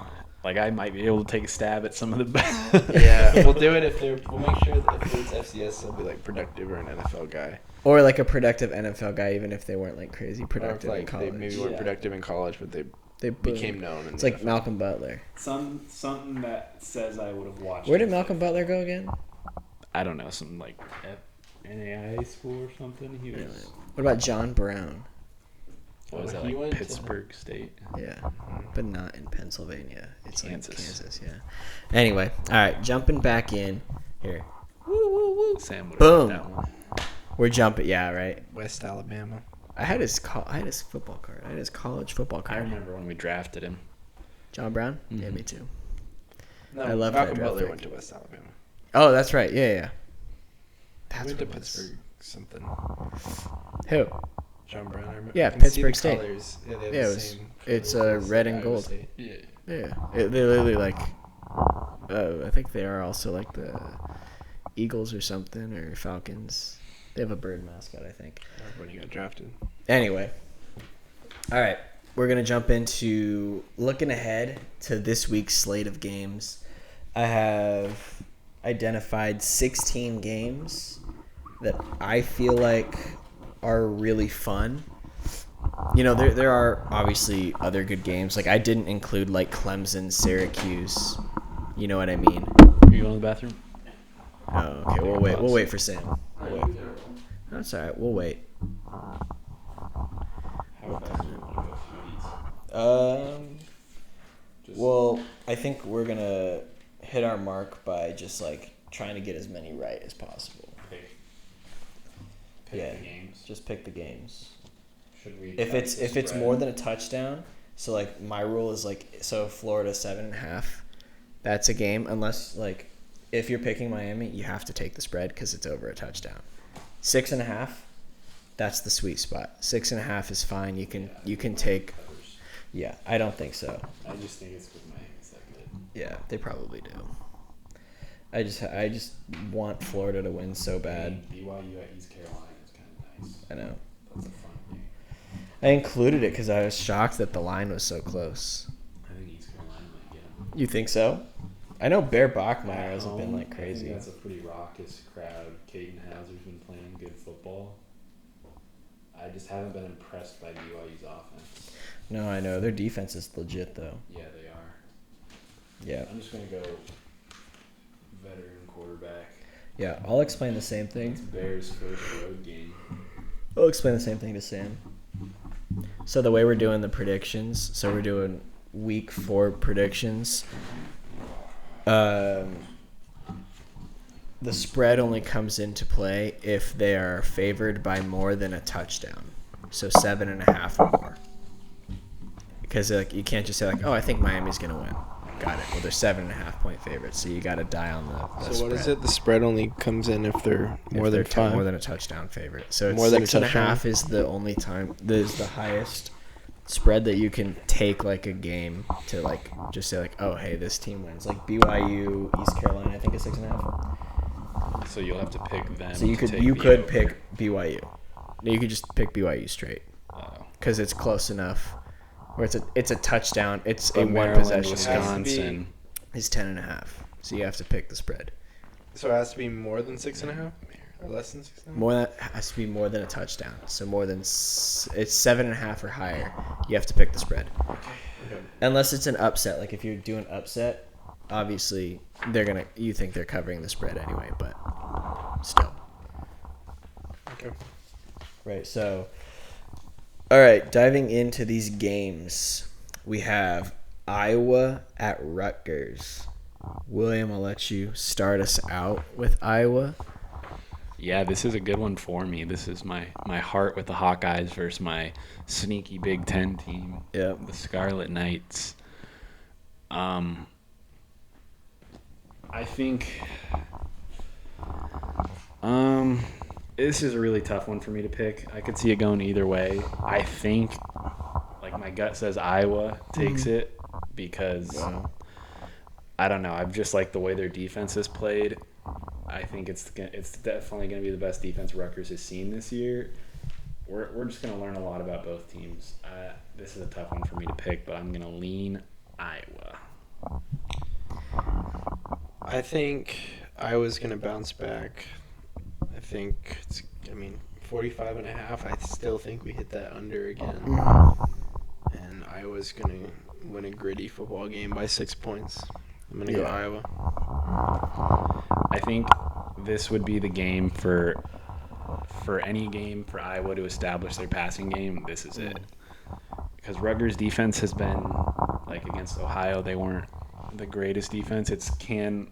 What can Rutgers' offense do against Iowa's defense? That's kind of where this game is won and lost.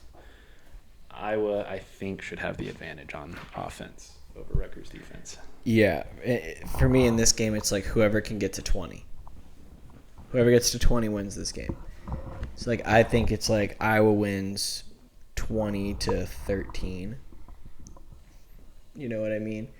By maybe a touchdown. Maybe it's like 20-16. It's like an odd score game. You know what I mean? But yeah, I'll take Iowa. I'll back the pack, not the Pac-12, but the gang. Ooh. Hope the mic caught that. Yeah, right. The barking spider. Yeah. All right, so we got Iowa -2.5. Or we just have them winning. I need a pen. I should be writing these down so I don't forget. That's okay. I can grab one later. I'll write it. I'll mark it down later. Yeah. I was going to say, keep track for us. All right. This might be the best game of the week. Texas Tech at Utah. Currently, Utah is a 2.5-point favorite, and the over-under is 57.5. But Texas Tech's offense has looked unstoppable. I mean, they're benching their starters by halftime. In, all 3 games, I think? Have they played 3 games or 2 games? They played 3. 3. But they haven't really played anybody. No, they... Arkansas Pine Bluff. Yep. Oregon they just beat State. Kent State this week. Kent State, yeah, that's 3. Yeah, Patsies. But they handled business. They could have come out and They did. shown very different colors. But Utah's been battle tested a little more than Texas Tech is. They've been punched in the mouth. But Just dude, won at Wyoming. Yeah, but it was an ugly offensive game until late. That's what happens to a team that go into Laramie, though. Yeah. That's where Power 5 teams have gone to die in the past. I know. Washington State died there last year. Yep. Texas Tech has died there before. Did they play at Washington State last year when they lost to Wyoming? They played at Wyoming, I think. Okay. But Missouri lost at Wyoming a few years ago. Didn't Nebraska lose at Wyoming when Josh Allen was there? Mm-mm. Or it was a close game? No. Nebraska destroyed them. Didn't they play back-to-back in years? Nebraska. No. Who played Wyoming? Never mind. I vividly Oregon remember. went and they beat Wyoming pretty handily, but that's like teams go there and they lose. So the fact that Utah won is a good sign. Yeah, their defense, the most points they've allowed is 10 to UCLA. I'm going to lean heavily on home favorites, I think. This is Texas Tech's first road game, and Utah and Rice-Eccles Stadium is not an easy place to play. If Utah can get out early on Texas Tech, I think that'll be enough to put them away. But I haven't watched a ton of either one of them live. I'm going Utah just because I want to see Texas Tech's downfall. I'm going to be the oddball. I'm going to be the one different. I have Texas Tech. I think their offense is unstoppable. I know Utah's defense is really good, but I think Texas Tech's offense is that good, and their defense is solid too. And I love Devin Dampier. I know I love everything Utah's got going on offensively, but I think Texas Tech is just a little stronger. Yeah, I mean, talent-wise, Texas Tech's one of the best teams in the country. Are we consensus Utah? Yes, we are consensus Utah, but I mean consensus Iowa. yeah, I mean. podcast has on consensus Iowa, Consensus Iowa, and then podcast Utah. pick is Utah. Utah to win at home. Yeah, Devin Dampier is the X factor for me in this game. If he can play better than he played last week, Utah's got Sky's the limit. a strong chance. Yep. Now, this next matchup I really like, and I'm actually kind of surprised at the line. Yeah. Maryland at Wisconsin. Wisconsin is a Is- 10.5-point favorite. Is Billy Edwards Jr. healthy? I have no idea. That's You what I wanna was look looking that at up. here. Bless you. Thank you. Yeah. I was gonna say, yeah. Look it up. Is he healthy? Billy Edwards Jr. might not play on Saturday. Why is it a 10.5-point favorite then? I don't know. If he doesn't play, I for sure got Maryland. Yeah. I mean, I don't even think Maryland just to cover. I think Maryland wins. Oh, it's in Wisconsin. It's at Camp Randall. That changes things because it's Maryland's got a high 4-star QB, true freshman. Jump around. Yeah, that's going to be a tough environment. Wisconsin, around. although their defense didn't look great, it's Luke Fickell. Oh, man.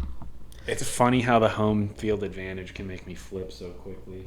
I like it to be a close game, though, so give me Maryland to cover this. Yeah, I have Maryland covering for sure, but I also have Maryland winning. That's one of my upset picks. That's what my gut says. I think that's my upset pick of the week is Maryland. But Wisconsin, Yeah. very well. Yeah. Yeah, give me Maryland. You think Maryland wins? Yeah. I do too. Give me Wisconsin. Oh, just to be different. No, I get it. So we'll go Phillip, Will, Maryland. But it would be Billy Edwards versus former teams. So that'd be a fun little. It's a storyline game for Yeah. sure. I don't think he's going to play. Even if he did play, I think Wisconsin probably sneaks it out. But I don't think they win. Shaking by off the 10.5. rest. Yeah, I mean, coming back from injury, playing your former team, 10.5 seems like a lofty Yeah. amount to get. Oh, And they just got walked by Alabama. This has to be the spread, right? Unless it's an upset, which obviously would still be the spread covering. But I have Maryland winning. Yeah, I don't think Wisconsin's gonna cover. I thought it was a pick'em. No, it's cover. So you have Maryland covering. So it's consensus Maryland. I'm putting my stamp of this is my upset pick of the week. Yeah. Maryland over I Wisconsin. like Malik Washington. Not a huge fan of Wisconsin this year. Yeah, me neither. And they just got walked by Bama. Yeah. They're gonna be beat up. Maryland's looked good in their This small is school games. This is Wisconsin's prove it game to themselves, and I just don't think they're that good. So I think it is gonna be a flop. Maryland playing against the school that their former quarterback saw the greener pastures at. They're gonna be motivated. Yeah. Yeah, definitely. All right, another fun game. SMU at TCU, -6.5 in favor of TCU, and the over/under is 64.5. Barn burner. Another storyline game here is Sonny Dykes coached Former at SMU before he coached at TCU. Yeah.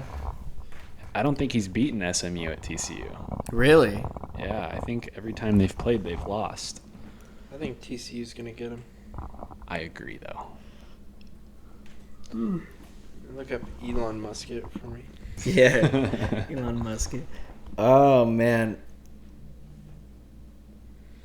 I think TCU wins, but man, the fact that SMU they just lost their second game, right?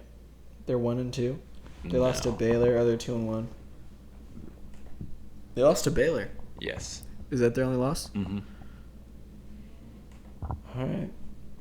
I like TCU. Just Starting the way out they 2-1. dominated North Carolina. Starting week one, out like, what 2-2? Is SMU 2-1 or 1-1? They're I don't know. Let me. Oh, they have beaten SMU while. He's 2-1 against SMU while Okay. at TCU. He All did right. his loss last year. Forgive me, Horned Frogs fans. SMU is Why do they 2-1. always play SMU? They're 2-1. They beat Texas. who'd they beat? East Texas A&M. They're They close. lost to Baylor, and then they beat. Is that Missouri State? Yeah. Oh, Missouri State gave them a run Yes. for a while. What was the final score? 28-10 SMU. Wow. They were at Missouri State, which is kind of a weird Yeah, place it's a for road SMU game. to go. Yeah, but no, they're not going to face an offense like TCU. Yeah, And TCU. yeah, face TCU an can offense fill. like TCU can SMU. fill it up. Man, this could be a fun game. I could see this being like last game with Baylor. Yeah, But I could think see it being like 52-35. the thing that edges TCU. it for me is SMU's defense has not played as well as TCU's defense. Yeah. TCU's defense played amazing against North Carolina. They so did. crazy to me that they made it to a national championship. I know. Yeah. With how many schools there are in Texas? TCU. Man. They did it before. They beat They Texas did it that year. before. Yeah, they did. Yes, they did. And Michigan. And Michigan. Michigan. Yeah, that's What a crazy. run. Beat a really good Michigan team. Very Yeah, that's good. it. Yeah. JJ McCarthy led team. A fantasy guru, Quentin Johnson. Yes. College stud. I got TCU. I did too. I I think got all TCU TCU. consensus. I really like. I'm looking at this and like it gives me pause. Like I really want Yeah. to pick SMU, That one could go. It could go either way to me. I They're want- both such high-scoring offenses. but TCU. I want the Big 12. yeah, I want the Big 12 to succeed. That's So that's ESPN primetime, right? is it? Wait, what was our? ESPN2 versus SMU. We're TCU on No, no. Fox on Friday. We're Friday. We play next Friday. Didn't we play Utah on a Friday night? Yes, we did. October 11th. Oh yeah, what Happened to else be the happened day that night? my baby was born. Wait, so Watched we that have game from the another. hospital. So on September 26th, we have another Friday night game, Home against TCU. and it could be. And if TCU It's gonna after be scary TCU wins, hours. they're going to be a top 25 program. Oh, for sure. Yes. Oh yeah. It's And after gonna we be- smack Baylor, it's we'll gonna be a top rock- 25 It's going to be program. rocking at Sun Devil Stadium. There's no way they're gonna rank us if we beat Baylor. They might not, but they would if we beat TCU. For They're sure. gonna rank us after we play. You think so? Yeah, 'cause we're gonna- Depends We'll- on how we'll we talk do about it. it. We'll talk about it later. The eye test matters. All right, so we have all Nobody's of going TCU. to be watching our game. Yeah, no kidding. Friday night they will though. Well, TCU kickoffs at 6.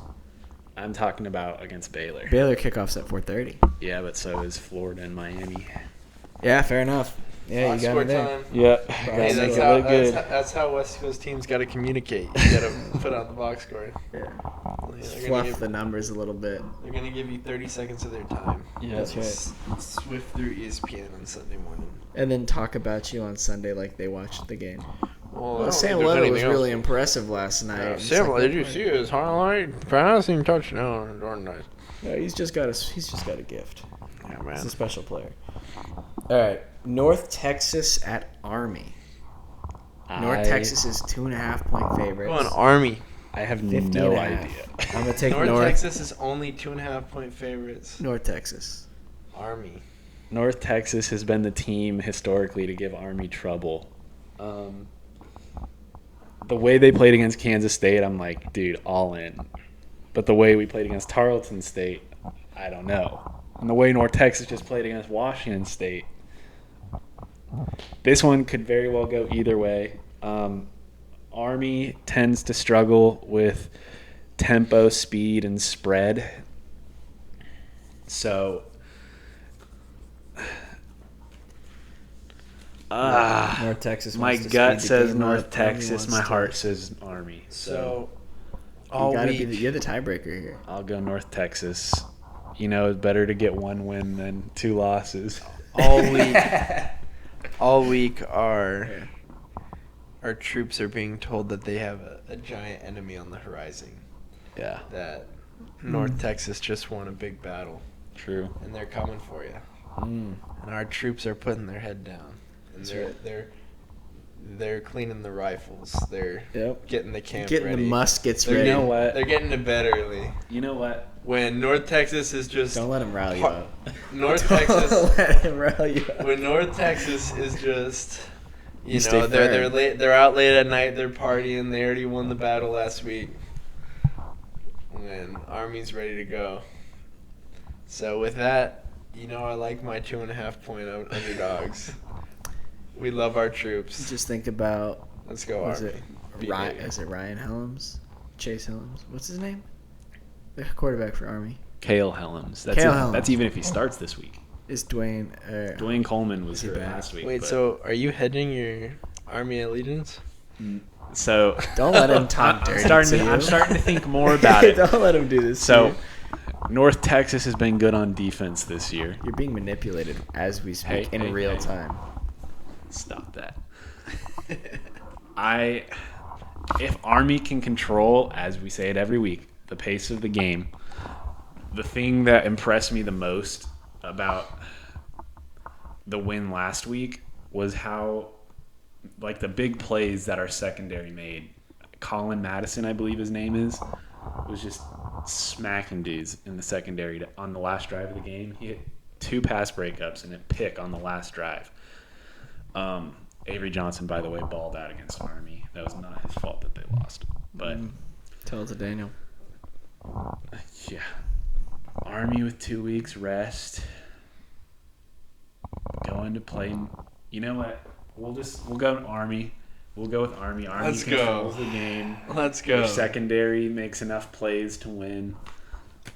We have a good defense. And Tarleton State is maybe the national champions at the FCS level. Are you gonna enlist Philip? No. Or are you gonna? No, I'm gonna. You're gonna wait to ride get with drafted? Yeah. The question is going to be who North starts Texas. at quarterback for Army. So if it's Kale Helms. if it's Kale Helms or Dwayne Coleman, I've seen Kale Helms play one full good game, so I've only seen Dwayne Coleman play well in spurts. So Dwayne Coleman's ceiling, passing-wise, could take them to new heights. But they shouldn't be throwing the football because this is the triple option. God did not intend for the triple option to be throwing. Sometimes warfare changes and you have to adapt. Not You Navy. have to adapt to the new technology. Not Navy. Ooh. Not Navy, man. Let's look up who's thrown the ball more this Yeah, season. it's probably Navy. Honestly, no. You guys threw the ball a bit at Tarleton State. Yeah, but Threw the you guys ball. have thrown the ball a lot all season. I know. We kind of did that last year too. It's because Blake Horvath. Gosh dang it, man. Yeah. Why can't he just be really good at running and bad at throwing like every other Navy quarterback? Like Malcolm both. Perry. Like I miss Malcolm Perry. Anyways. We should probably Move Yeah, on. yeah, run through Sorry. these a little quicker. Yeah, we got Arkansas at Memphis. This is my like sleeper game of the week. Like just it's gonna be a fun one. Yeah. Just a good football game. I like Memphis in this one, but that's just my heart. Yeah. It very well could be like 41-3. Teams go to Memphis to die. Yeah, and that's my thought as well. That's what happens. That being said, Arkansas did just lose a very heartbreaking, tough-fought game against Ole Miss. Two-way backup quarterback. On the road, but they're going on the road again. On the road again. Oh my gosh. Give me Memphis to cover. 7.5. Yeah, I'll take them to cover. I think Arkansas wins, though. Yeah, I'll take Memphis. Okay, so clean sweep. We have Memphis covering against Arkansas. Here we go. All right, another fun one. Tulane at number 13, Ole Miss. Oh my gosh. Depends on who It's, starts Simmons at playing. quarterback. Yeah, let me look that up. You guys talk about it. I like Tulane in this one to cover. Depends on who's playing quarterback. If Austin Simmons plays quarterback, I'm taking Tulane possibly to win. I have So Tulane if you winning. would rather Austin Simmons not play? The way I watched Trinidad Chambliss play last week, I would run him out as the starter. I might just hold him out another week. Then. Lane Kiffin expects Austin Simmons to start. So, Just because you said that. yeah, Austin's Ole Miss probably is gonna listening to cover. this right now, and he's probably saying, "This is the fuel I need for the week." He's punching air right now. Yeah, he is not happy that I'm No. sitting on this couch right now. Saying all this about. He knows. He's looking right at me right now. So, Look at him, and you tell him. Austin, you're a very, very intelligent human being, way smarter than I am, a better athlete than I am. That being said, Great baseball player, from what I hear. we just need the play to be a little more consistent. Just a little more consistent. I don't want to say anything bad. I like Austin Simmons. I know. I don't want to say You're anything you're bad. just putting bulletin board material together for him. But I just, You're doing him a favor. the way John Summerall has the Green Wave plan right now, Yeah, dude. like They're fun. he used the Northwestern jerseys as a bulletin board material to absolutely hammer Did you hear about that?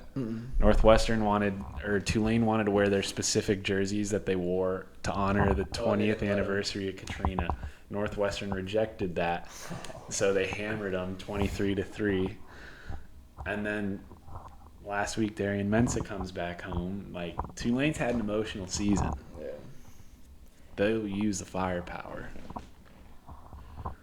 And they recently lost to Ole Miss 2 years ago. Yeah, game they could have won. A game they should have won. Yeah. I'm Had the pretty quarterback sure been healthy. that's when I think Darian Mensah. No, Darian Mensah. Michael Pratt. Michael Pratt got hurt.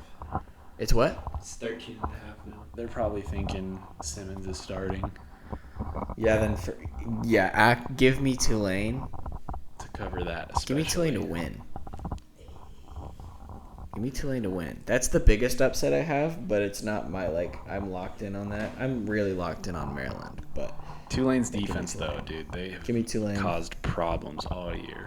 Yep, I like the little guys. Give me David. Yeah, let's go. Give me David.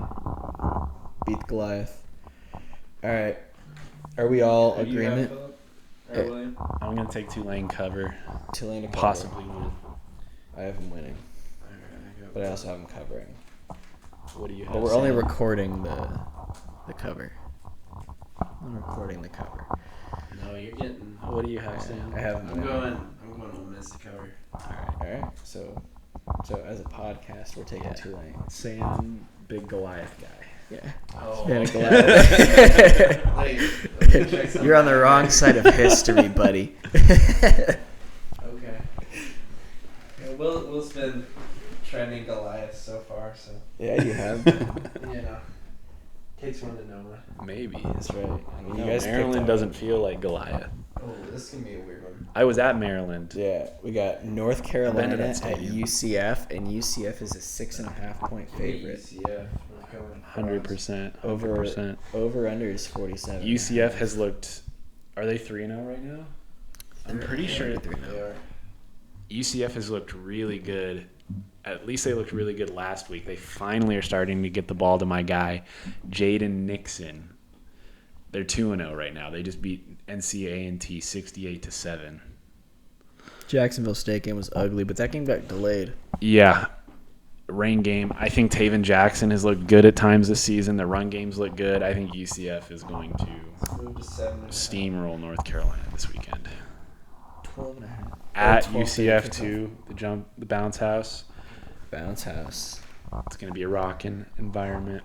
My heart wanted to take North Carolina as this is their get back. They just haven't even looked good. Even they played Charlotte. They But doesn't didn't look good. this scream like this would be the game? It's like Rookie mistake. rookie. No, No. that happens. North Carolina, they didn't look good against Charlotte. They didn't No, they look good didn't. against Richmond last week, They didn't look good against TCU. especially not against TCU. And I think UCF, even against Jacksonville State when they didn't play their best game, Taven Jackson looked phenomenal. And then North Carolina A&T, their running game looked phenomenal. So they've shown both capabilities. I think UCF's the better team. I agree. I think UCF is the better team, but just there's something about this game that's just Fair. I just feel like North Carolina is going to cover. They might not win. All right. I could be getting too upset heavy. I think I picked like half upsets. That's I picked Iowa. Philip at his core. That's Philip. March Madness Philip. Yeah, I have Texas Tech. That's an upset. I have Maryland. That's an upset. He'll let you know TCU, about the ones he hits. North Yeah. Texas. Forget about I have the Memphis. I made $500 at the casino. Tulane. Yeah. What about the last 5 weeks? What about the last 5 weekends you've been there, Dad? Yeah, never. That's why I stay away from the casinos.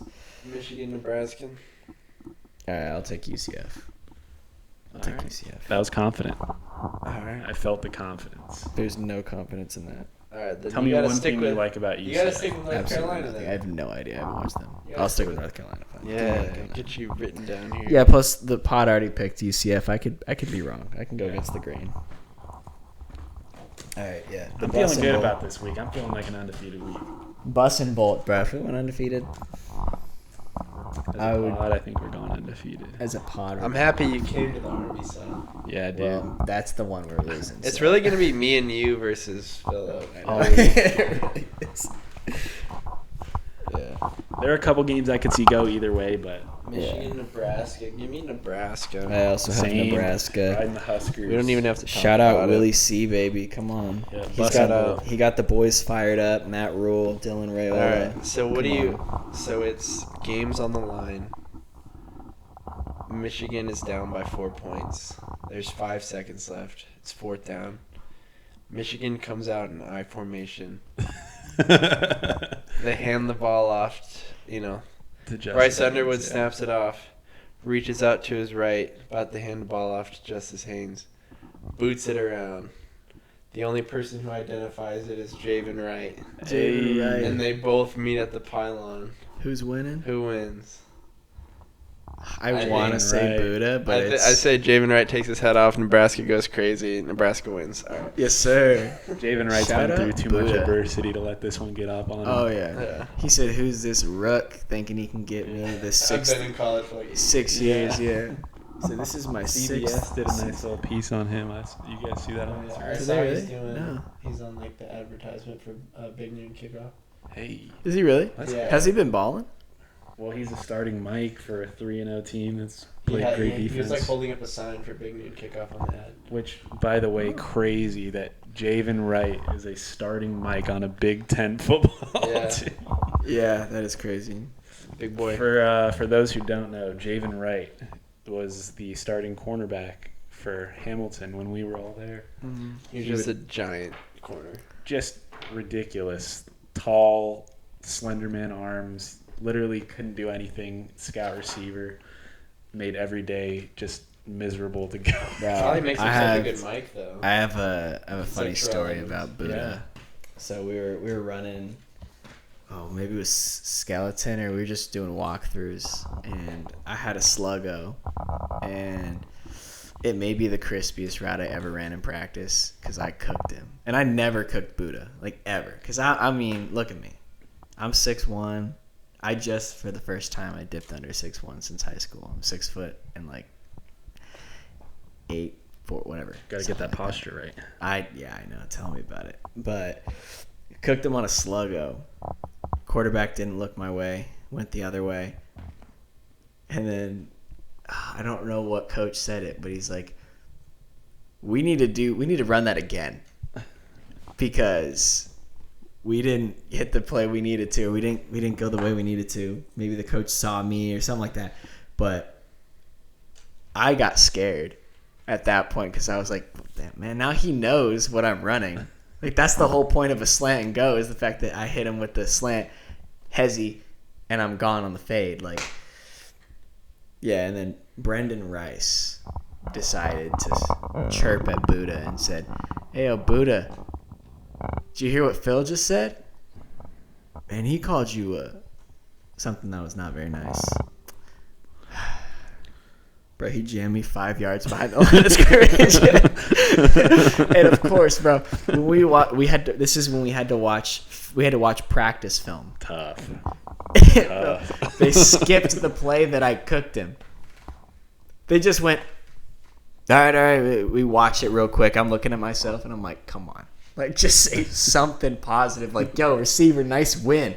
Nope. Next play, coach is like, receiver, we can't be losing like that. What are we doing? Oh, man, that was tough. And I'm just like, nothing worse than the selective film, probably. bro, I'm sinking back in my chair, and I'm like, oh, God. Like, just like, the best make is it when stop. there is a play that you're dreading all morning. Yeah. You're about to watch on tape. Coach Brush. All right, we're wrapping it up early. Yeah. It's like, Thank God. Yeah. No, man, that was tough. But shout out It's Buddha, not as bad man. as Coach remembered it the night before. No, dude. But I love Buddha. Buddha was always one of the nicest dudes ever. Yeah, So good I'm dude. always Good rooting dude. for him. I hope he makes it to the league, man. That'd be a lot of fun. Be super cool. Anyway, Nebraska. Give me Nebraska. Yep. Nebraska. Need a Huskers. Give me the Huskies. Go Huskies. Braskies. Go Big we got Red. There you go. Auburn at Oklahoma. Got the last two Oklahoma quarterbacks. Oh yeah. True. Yeah, Jackson Another Arnold. storyline game here. Oklahoma beats them by 3 touchdowns. Yeah, I agree with you. John This Mateer is says going to be a this is my fun school. game, though, because Auburn's strength is their offensive line on offense Yeah. to me. And Brent Venables is the craftiest blitz designer in college football. So Yeah. this is going to be a fun one to watch. But John Mateer is going to – Auburn's weak link is their secondary. So this is going to be – Bulletin board. I guess so, yeah. It's good stuff. Usually after you say something like that is when that group plays their best. Yeah, So- of course. All right, NC State at Duke. Yeah. Give me Duke. Man, I want to do that. I do But too. NC State's been playing such good ball. Duke has failed me. Hey, you gotta draft. You But gotta I draft Kyle have to. Pitts.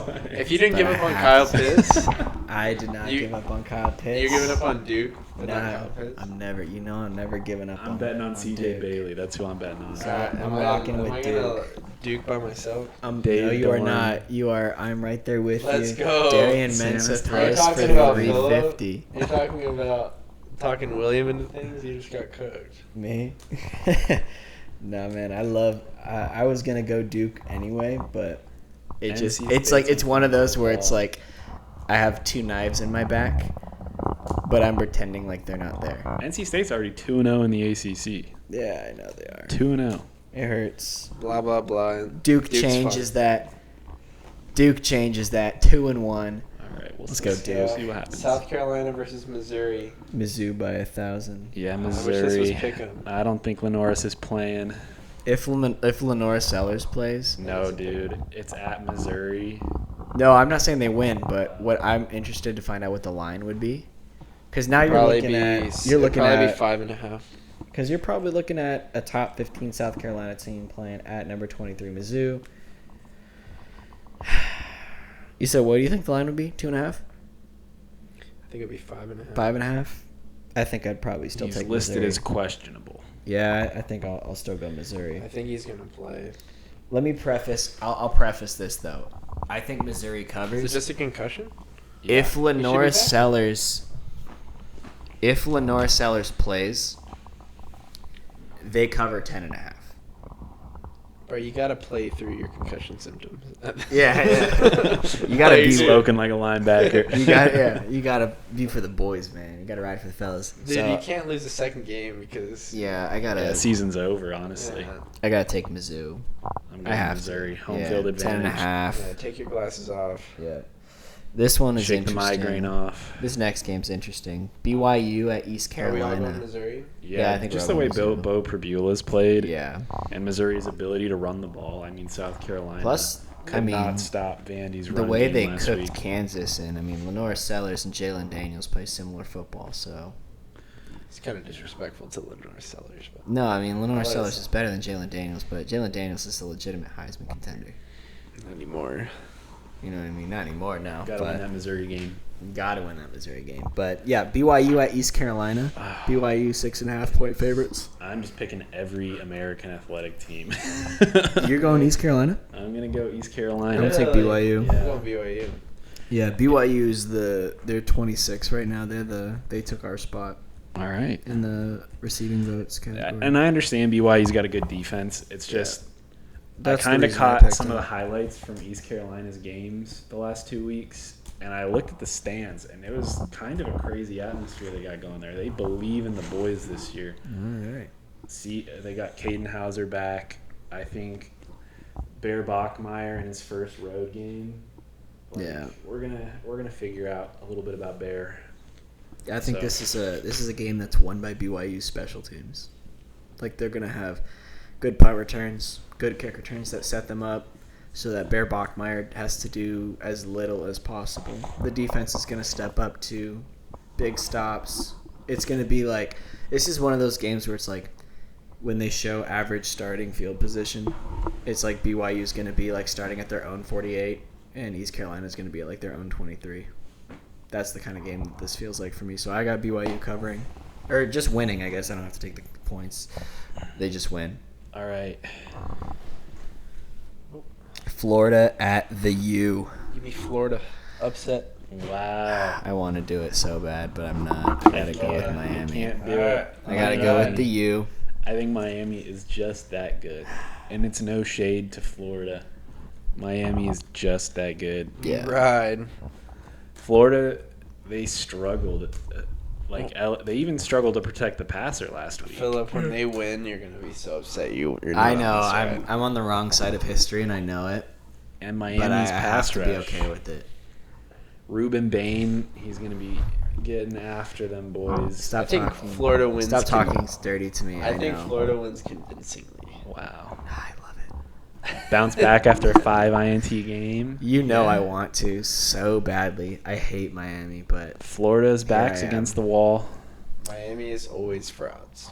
They were frauds last Thank year. you. They're frauds this they're year. not back. I don't Florida's think a so. real football team. I They're don't not think back. Miami's frauds. DJ Lagway. DJ Lagway. Don't think Miami's frauds. One.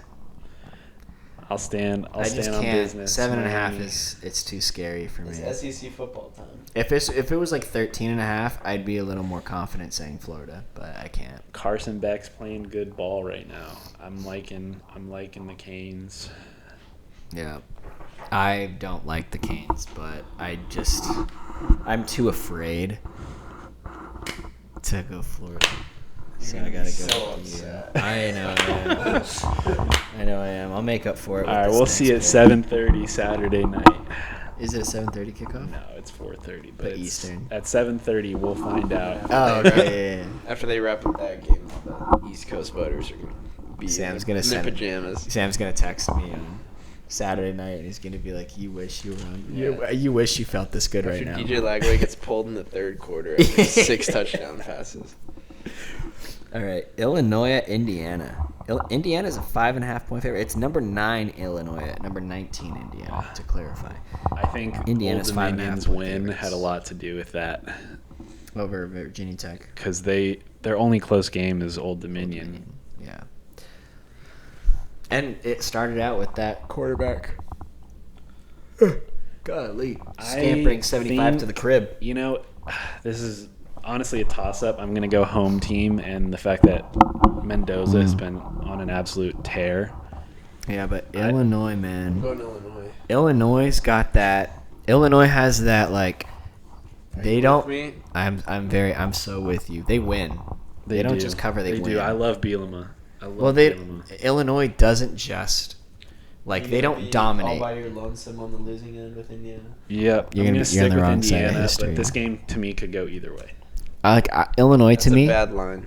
Illinois for me feels like the kind of team that they don't dominate the box score, but they just win. They win third downs. They win fourth Yeah, downs. they They do have a win really time good of possession. defense. They dominate the little things where it might not show up like crazy when you're looking at stats. Like Altmaier's not throwing for 350 a game. Not yet. Fagan isn't going for 150 yards a game. Like, I mean, Hater. I'm not hating. I'm just saying they play good football. They do. Their defense dominates, their special team sets them up well, and then their offense handles business. I was super impressed by them when they beat Duke because Duke was in that game, and then Illinois just made. It was like they had their foot on their neck, and they just kept on pushing. And Duke was trying so hard to get out from under it, and they couldn't. So, yeah, give me Illinois. So that's it for the week. I know we have ASU Baylor. That's the last one we have here, but that's going to go into our preview and recap of the games we had. So ASU played Mississippi State. That sucked. I will be the first to say that was one of the worst losses I've ever watched. I've ever felt as an ASU fan. It is rivaled, like, as an ASU fan, watching ASU lose to Texas was gutting. I'm like, I collapsed on the ground face down for like 5 whole minutes before I finally was like, okay, I can get up and look at the world and face the world again. But Mississippi State, it was the kind of loss where I stood right here in this living room and I talked to a TV that I turned off for like 30 minutes about how upset I was about that loss. So that's one I have a hard time getting over because it's a game we should have won. Yeah. We played a terrible first half. We somehow were still in the game. Our defense played okay. They played pretty well in the first half, aside from the first drive was bad. Then they kept it together. Gave up a field goal here, like on one of the drives, and then a big play touchdown that should never have happened. Okay, should not have happened. They had okay. Let's talk for a second about chop blocks. Miles Ghost Rouser comes flying in off the edge. Yeah. Engages with the tight end. Traore. Yeah. And then the running back takes out his legs. I don't know about you, but that is a textbook definition of a chop block. And they picked up the flag, and it resulted in like a 50-yard passing touchdown. And I believe that was on third down. It was a second or third, yeah. Second or third, but that's 15 yards. 15 yards is not easy to just get, especially against ASU's defense. Our defense is really, really good. The fact that we did not get that call, I was so angry. Oh my gosh, dude, I sounded like a drunk sailor. I was slurring and swearing, and I was not proud of myself. But, man, I was so mad at that. Because that, to me, was one of the biggest plays in the game. Because if they do not call that and ASU gets a stop there, we're still down 10-3. Or it was like, we're down 10-0 at that point. It's not a 3-score game. It's a 2-score game. If we go into halftime down 10-3, have that dominant first drive, and tie the game there, ASU dominated the second half. We're talking about when we kick the field goal on 4th and goal from the 1, we're going up 2 scores. We're not going up by 3 points. We're going up 2 scores. It was a huge play in the game. I know I'm a salty ASU fan. Every Mississippi State fan that watches this is going to be basking in the fact, just drinking my tears, and it's going to fill them with pure joy. But I was so angry. Also, I would have loved Kenny to go for it on 4th and goal, but that's just me. You gotta take the lead. I know, but Kenny Dillingham is known for taking the risk. Yeah, you got to be able to get in from the 1. I think the problem is that we didn't score before getting to 4th down. Yeah. Yeah. But I also Kanye Udo fought so hard on that 3rd down carry. He got down to maybe the 5-6 inch line. He was close to scoring. When you watch it back, I would have loved for them to go to review, take a look at the spot. He was not in. I'm not saying he scored, but I think that spot would have made a difference because ultimately they spotted him back at the 1 yard line, which, 3 feet versus half a foot is way different. So you can convert 6 inches. Sam Levitt did it so well against Texas State on every QB sneak we attempted. Yeah. He just squeezed through. But he's such a smart football player. He can get in from 6 inches. Anyway, that's my soapbox on Mississippi State. How did you guys feel about that game? I thought the fact that we bounced back so well was really inspiring. And the fact that we got back to the basics and were able to keep an 8-minute drive where we basically sealed the game. And then it just came down to the fact that we couldn't score a touchdown and the fact that we let up a huge play on defense when we had only let up. They hadn't scored the whole second half, I don't believe. No, they didn't.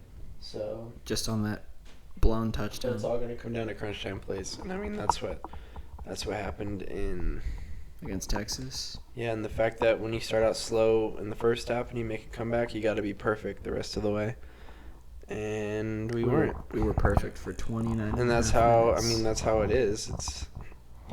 It can go quick. I mean, we saw the fact in the Cardinals game this weekend that we jumped out to a huge lead and then we just started coasting. I think the most important thing is being focused every single play the entire time you're playing. Yeah. Because as long as there's time on the clock, there's still a chance. Yeah. And so even with the ASU game against Texas State, even we were up 27-3 at halftime. And what final score was? It was 34-15. So I mean, we still won by 3 scores, but like still we lost the second half. We lost the second half. Stomp on. What do the Bills do? What do the Lions? Yeah. What do the Lions do and what do the Bills do? They've been putting up 40 and 50 on people. Yeah. They stomp people. Their starters stayed That's in the game until like the last drive. Yeah, and if you're going to complain about the AP poll, go and stomp people and leave no doubt. Right. Yeah. Let them wake up and be like, oh, ASU won 51-3 against NAU, 51-3 against Texas Tech or Texas State. Do you think that part of that could be Kenny playing chess when everyone else is? No, I think if we could, we would. Really? Yeah. We did it to Wyoming last year. I know we did, but that's when everyone thought that we sucked. I think it's if we could, we would. We were 6.5 point favorites against Wyoming. We just didn't play well enough to do it. No, we didn't. In the first half, we did. Against Texas State? Yeah. 27-3. Yeah. They and our offense still left meat on the bone. Yes, they did. We should have won 42-3. Yeah. Yeah, and our defense, we really struggled to stop the run against Texas State, which was kind of sad. In the second half, at least. In general, in that game, we really did struggle to stop the run, especially the second half. Yes. Yeah. Now, Texas State apparently has the largest offensive line in the country. Do they really? That's what I kept hearing. No, I had no idea. Pound for pound across the starting 5, so that could play a factor into it. Tempo could play a factor into it. They were just chunking us up and down. Like, it wasn't crazy big runs, but it was like 5, 6, 7 yard runs. How much? Like 6 or 7 yards every play. Okay. Yeah. I couldn't hear you, sorry. But, I mean, the things to feel good about is that we limited big plays. But when you also think about limiting big plays, you also don't want to just, like,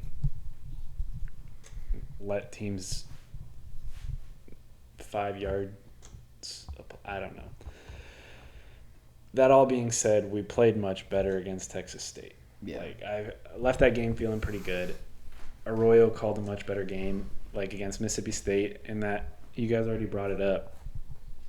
The 3 plays to score from the 3-yard line before we kicked a field goal, like, you got to get in there. We've run the ball 11 times already this drive. Now they're on the 3-yard line. The box could not be more stacked. You have the best receiver in the nation out wide. You have an athletic quarterback. Like, we could have done a couple different things to mix up play calling, give them at least a little different look. You can come out in shotgun and then shift and then put Udo in a wildcat formation. Then you move Tyson across. You get Sam Levitt in space. Yeah, that's interesting. We haven't seen a single wildcat. QB power with that running back leading. Like, just things to create motion, to create guys leaving the box. You got to bring your best 2-point play out then, your best red zone play. Right. Even if you got to get tricky. If you think you can move the line, don't overthink it. Give it to Kanye Udo up the middle. a couple times. And we did, and it Didn't work. We couldn't. It wasn't even that we couldn't move the line. We just had free runners from depth that were just attacking. It was like linebackers making plays. Yeah.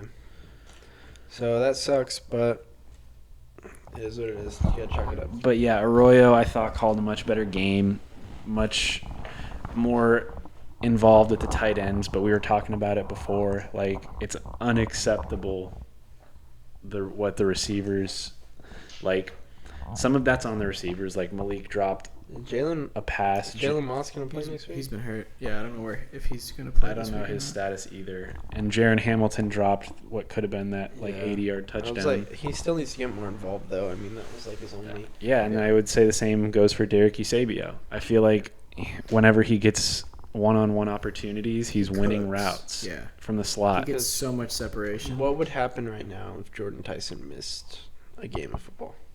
Dude, our offense would go Yeah. to hell. And it's frustrating because last year you'd at least see Melquan Stovall and Guillory getting touches. You'd see Shimon Mateer get touches, which we did see this week, which was nice. But I mean, Like, we Malik force-fed McLean him. is an insanely talented. Like, he is It wasn't like natural, like a part of like it was like we ran tight end screens to get him going. And it worked. It did work. And Malik and Sam just cannot get on the same page. Whether Sam finally hits him in stride and Malik drops it, whether there's a penalty to take out a big play, or whether Malik is wide open and Sam sees it and comes off of it for whatever reason. Mm-hmm. I mean, that insane He needs run. to learn how to trust people outside of Jordan Tyson. That insane run Sam had where he broke like 6 ankles. He didn't need to. He could have just threw the RPO slant right to Malik Threw a McLean. touchdown to Malik McLean. Yeah. So that's my main thing is, he can do all these things, but he shouldn't have to do all these things. Right. Let's play in structure. Let's win play games. NFL football. Yeah, let's win games. Yeah. Making the easy things look easy instead of making the easy things hard and then making the hard things look easy. Mm-hmm. I completely agree. Yep. Now we have a tough matchup against Baylor. ASU's actually the underdog. We're 2.5-point dogs going into Waco, Texas. 59.5 is the total. Give me the Devils, man. We rebound. Cannot be. Because we can't not pick ASU. I'm gonna go ASU as well. I think we should be the better team. Yeah, we are the better team. I think our keys to victory are getting to Sawyer Robertson. Mm-hmm. Got a little bit better. I would like to see more creative stunts. And instead of just straight up 4-man pass rush, I'd like to see, we need lots of Raleek Brown. I think getting Raleek Brown out in passing routes might be able to add a lot more gimmies to And not Sam just Levitt. swing screens. Yeah. Getting them on backers, getting them on, like if teams want to play too high on us, just, find ways to get Raleek Brown. Like, he's a matchup nightmare. Get him out in space. Yeah. Get back to the basics. Run the football. Try and diversify your portfolio a little bit instead of just being Jordan Tyson central. And let's just become a well-rounded football team that we can be. Yeah. Baylor has, for as Dave Aranda, as much as he's a defensive coordinator, they've struggled to stop anything on defense. Auburn really showed the ability to, like, Auburn and SMU both showed the lack of ability for Baylor to stop the run. Yes. And that's a strength of ASU is to run. Now, it wasn't a strength last week. Texas State gave us all we could handle. Till Raleek broke off the 70-yarder. Correct. 75-yarder. But we couldn't run the ball. We couldn't. I mean, Kanye Udo, 7 carries for 14 yards. Yeah, it was not. That can't happen. It wasn't, and it's not I don't even Kanye's think fault. it was a Kanye fault. Like, he was No, getting I know, hit, but right? still. He's getting hit at the line and in the back. But I know I wasn't saying, like, yeah, Kanye got to be better. I'm saying that can't happen. Yeah. ASU, that can't As happen. an offensive line, we got to play better. We haven't played a complete game where we run well and pass well, and that we haven't even really played a complete game offensive line where we did one of them well all game. Yeah. Like we're looking not great against NAU. We're looking not great against Texas State. Somehow our best game, offensive line wise, was against Mississippi State, and that wasn't even necessarily maybe all pretty. it's going to take is a conference matchup on the road with a Big 12 championship contender to bring the best out of us. Maybe. This is supposed to be the worst defense we've played so far. I mean, NAU just gave up 49 points to Southern Utah. Really? 49 points. They won 52-49. Texas State gave up 36 to UTSA, like almost 180 rushing yards. So it's just like I need to see it with ASU's offensive line. ASU, and what I said in the before the season was ASU's offensive line needs the thing that these elite teams have is that their offensive lines can go and move people. That's not something we've seen ASU do yet. This is a great week to start. Yeah. Baylor is susceptible to running the ball. They're susceptible to getting thrown on. Yep. Very susceptible Especially defense. Those one-on-one matchups with Jordan Tyson or Malik McClain, we have the athletes to beat their secondary, and we can definitely run all over these guys. It's going to be a big ground game for Levitt. I think it's going to be a big ground game for Kanye Udo. Hopefully it's not a big ground game for Levitt. I think it's going to be because I think he breaks off one or two runs. Yeah, as long as it's not. I don't think it's going to be like 15 carries. I hope it's for 80 complimentary. yards. Yeah. I think it's going to be like he's flowing. scramble drill. He Yeah. breaks off for Runs 35 in structure. yards. Yeah, I don't want to see you behind the chains and then you feel like you got to make something, Right. and then you're taking a hit at the Left sticks. guard loses right away in a Yeah. pass pro. I want to see a 7-play drive where you're cooking, you're 5 getting the ball passes, out quick, 2 rushes. and then you identify a 2 deep, only blitz 4, and you can take off for a big lane, and then you get Right. down before you hit. I want to see that from Levitt. Yeah. Remind him that it's there while showing that you can be an NFL quarterback with your decision making. Yeah. Yeah. And I think another thing that plays into our favor, I was listening to the PFF preview for this game, and they were talking about how Sawyer Robertson against zone coverage has 10 touchdowns or 10 big-time throws and 10 turnover-worthy plays. So he really struggles against zone coverage for whatever reason.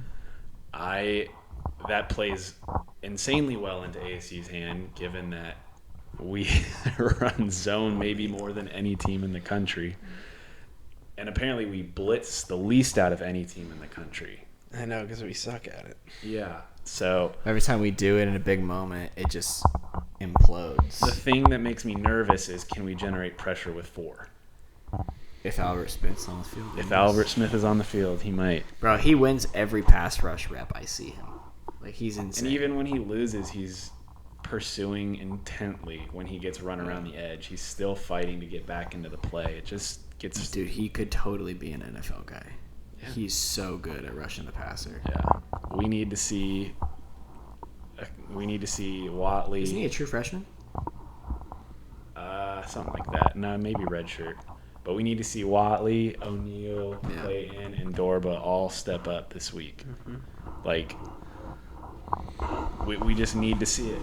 There's nothing else to it. In our 3-9 season, Dorba was one of the better pass rushers in the our D line was not the issue on that team. That was back when we had BJ Green, but Dorba was winning his one-on-ones. He almost led the conference in sacks at one point. I think he had like 6.5 last year. Yeah, 2 years ago. 2 years ago. Yeah. Yeah. But it's just frustrating. But also lots of opportunity this weekend. Yep. If we play to what I know this team can play because I've seen them play, Then we win this breaks game. off of them. We don't just win beat them, this we game. beat the brakes off of them. Their offense is good. Our Very defense is good. better. Our offense is good. Their defense sucks. And I think that's the key. This is going to be a rematch of Auburn and Baylor. Yeah, we have It's to like score them. 38-24. We have to outscore them. That's kind of the way this game goes. Yeah, but even like our secondary is as good, if not better, than Auburn's. Yeah. And they have great receivers. Sawyer Robertson is the most inconsistent quarterback in the Big 12. Yeah. He makes some stupid throws where you're just like, dang, that guy's an NFL guy. And then he makes some throws where you're just like, what are you thinking? Yeah. What are you doing? You are not the same quarterback that just layered that cover 2 hole shot in there. because you just overthrew a guy 8 yards out of bounds. He was wide open. It doesn't make sense. And he's second in the nation in passing yards. They don't run the ball very well. They have like, what's his name? Washington. Bryson Washington. That kid he is a home run threat. He is Evan Pryor in my head. He is like, when we played Cincinnati, they're like, hey, Corey Kiner's he's gonna break it down, and then they're gonna put Evan Pryor in, and when Evan Pryor is in, watch out, because he can go 75 to the house like that.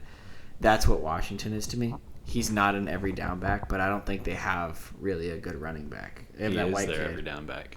I know he is now. Like he wasn't getting. Maybe he was because he got hurt against Auburn. Like he came out for a little bit, but he came in, had a big run that got called back. Yeah, I don't remember, but anyway, I think ASU wins this one handily. I don't want to be cocky or anything and say like Baylor's sucks or whatever. I don't want to be the PHNX guys who every team we play is the worst team we've ever faced. So I want to respect Baylor. They're a great team. They have great offense. I just have the utmost respect for our defense, and I think our defense can handle their offense. I do not think their defense can handle our offense. Yeah. And that's going to be the difference for me. And we might be without Xavier Alford for the second week in a row. But Boogie Wilson played. He did play. Adrian Wilson played very well. And then we might be without Montana Warren this week. So Not upset about that one. Shade. Not upset about that one. He's a good player, but he is so prone to mistakes, and his mistakes are big mistakes because they result in 60-yard touchdowns every time. But he hits. He does. And I like that about him. Gotta save it real quick. Gave him a good talking to. Yeah. But Alrighty. yeah, man. I think ASU wins. It's gonna be fun. But yeah, you know what? That's all we had this week. We ran way longer than we wanted to. We were trying to keep it under an hour and a half, and We would have if we didn't have to cover the other stuff. I know. And we got what? What are we at? Well, we had a couple breaks in there, but we're at a continuous recording of 2 hours and 27 minutes. It's gonna chop down to probably like hour 50, just under 2 hours, but yeah, it's a long recording. Anyway, thank you all for watching. If you made it this far, please like, comment, subscribe to the channel. Follow us on social media at GiveBackTTG on all socials: Instagram, X, TikTok. We're hopefully gonna cut up a few clips from this podcast and have them posted on social, so please interact with those. And just let us know what we do well, what we don't do well, things you like, you don't like, so we can constantly improve the content that we're pushing out. Remember, this is a platform for college football fans and people who consider themselves sickos for the game. So yeah, and I hope you guys have a good week. Have a good one. Peace. Go Devils. Go Devils.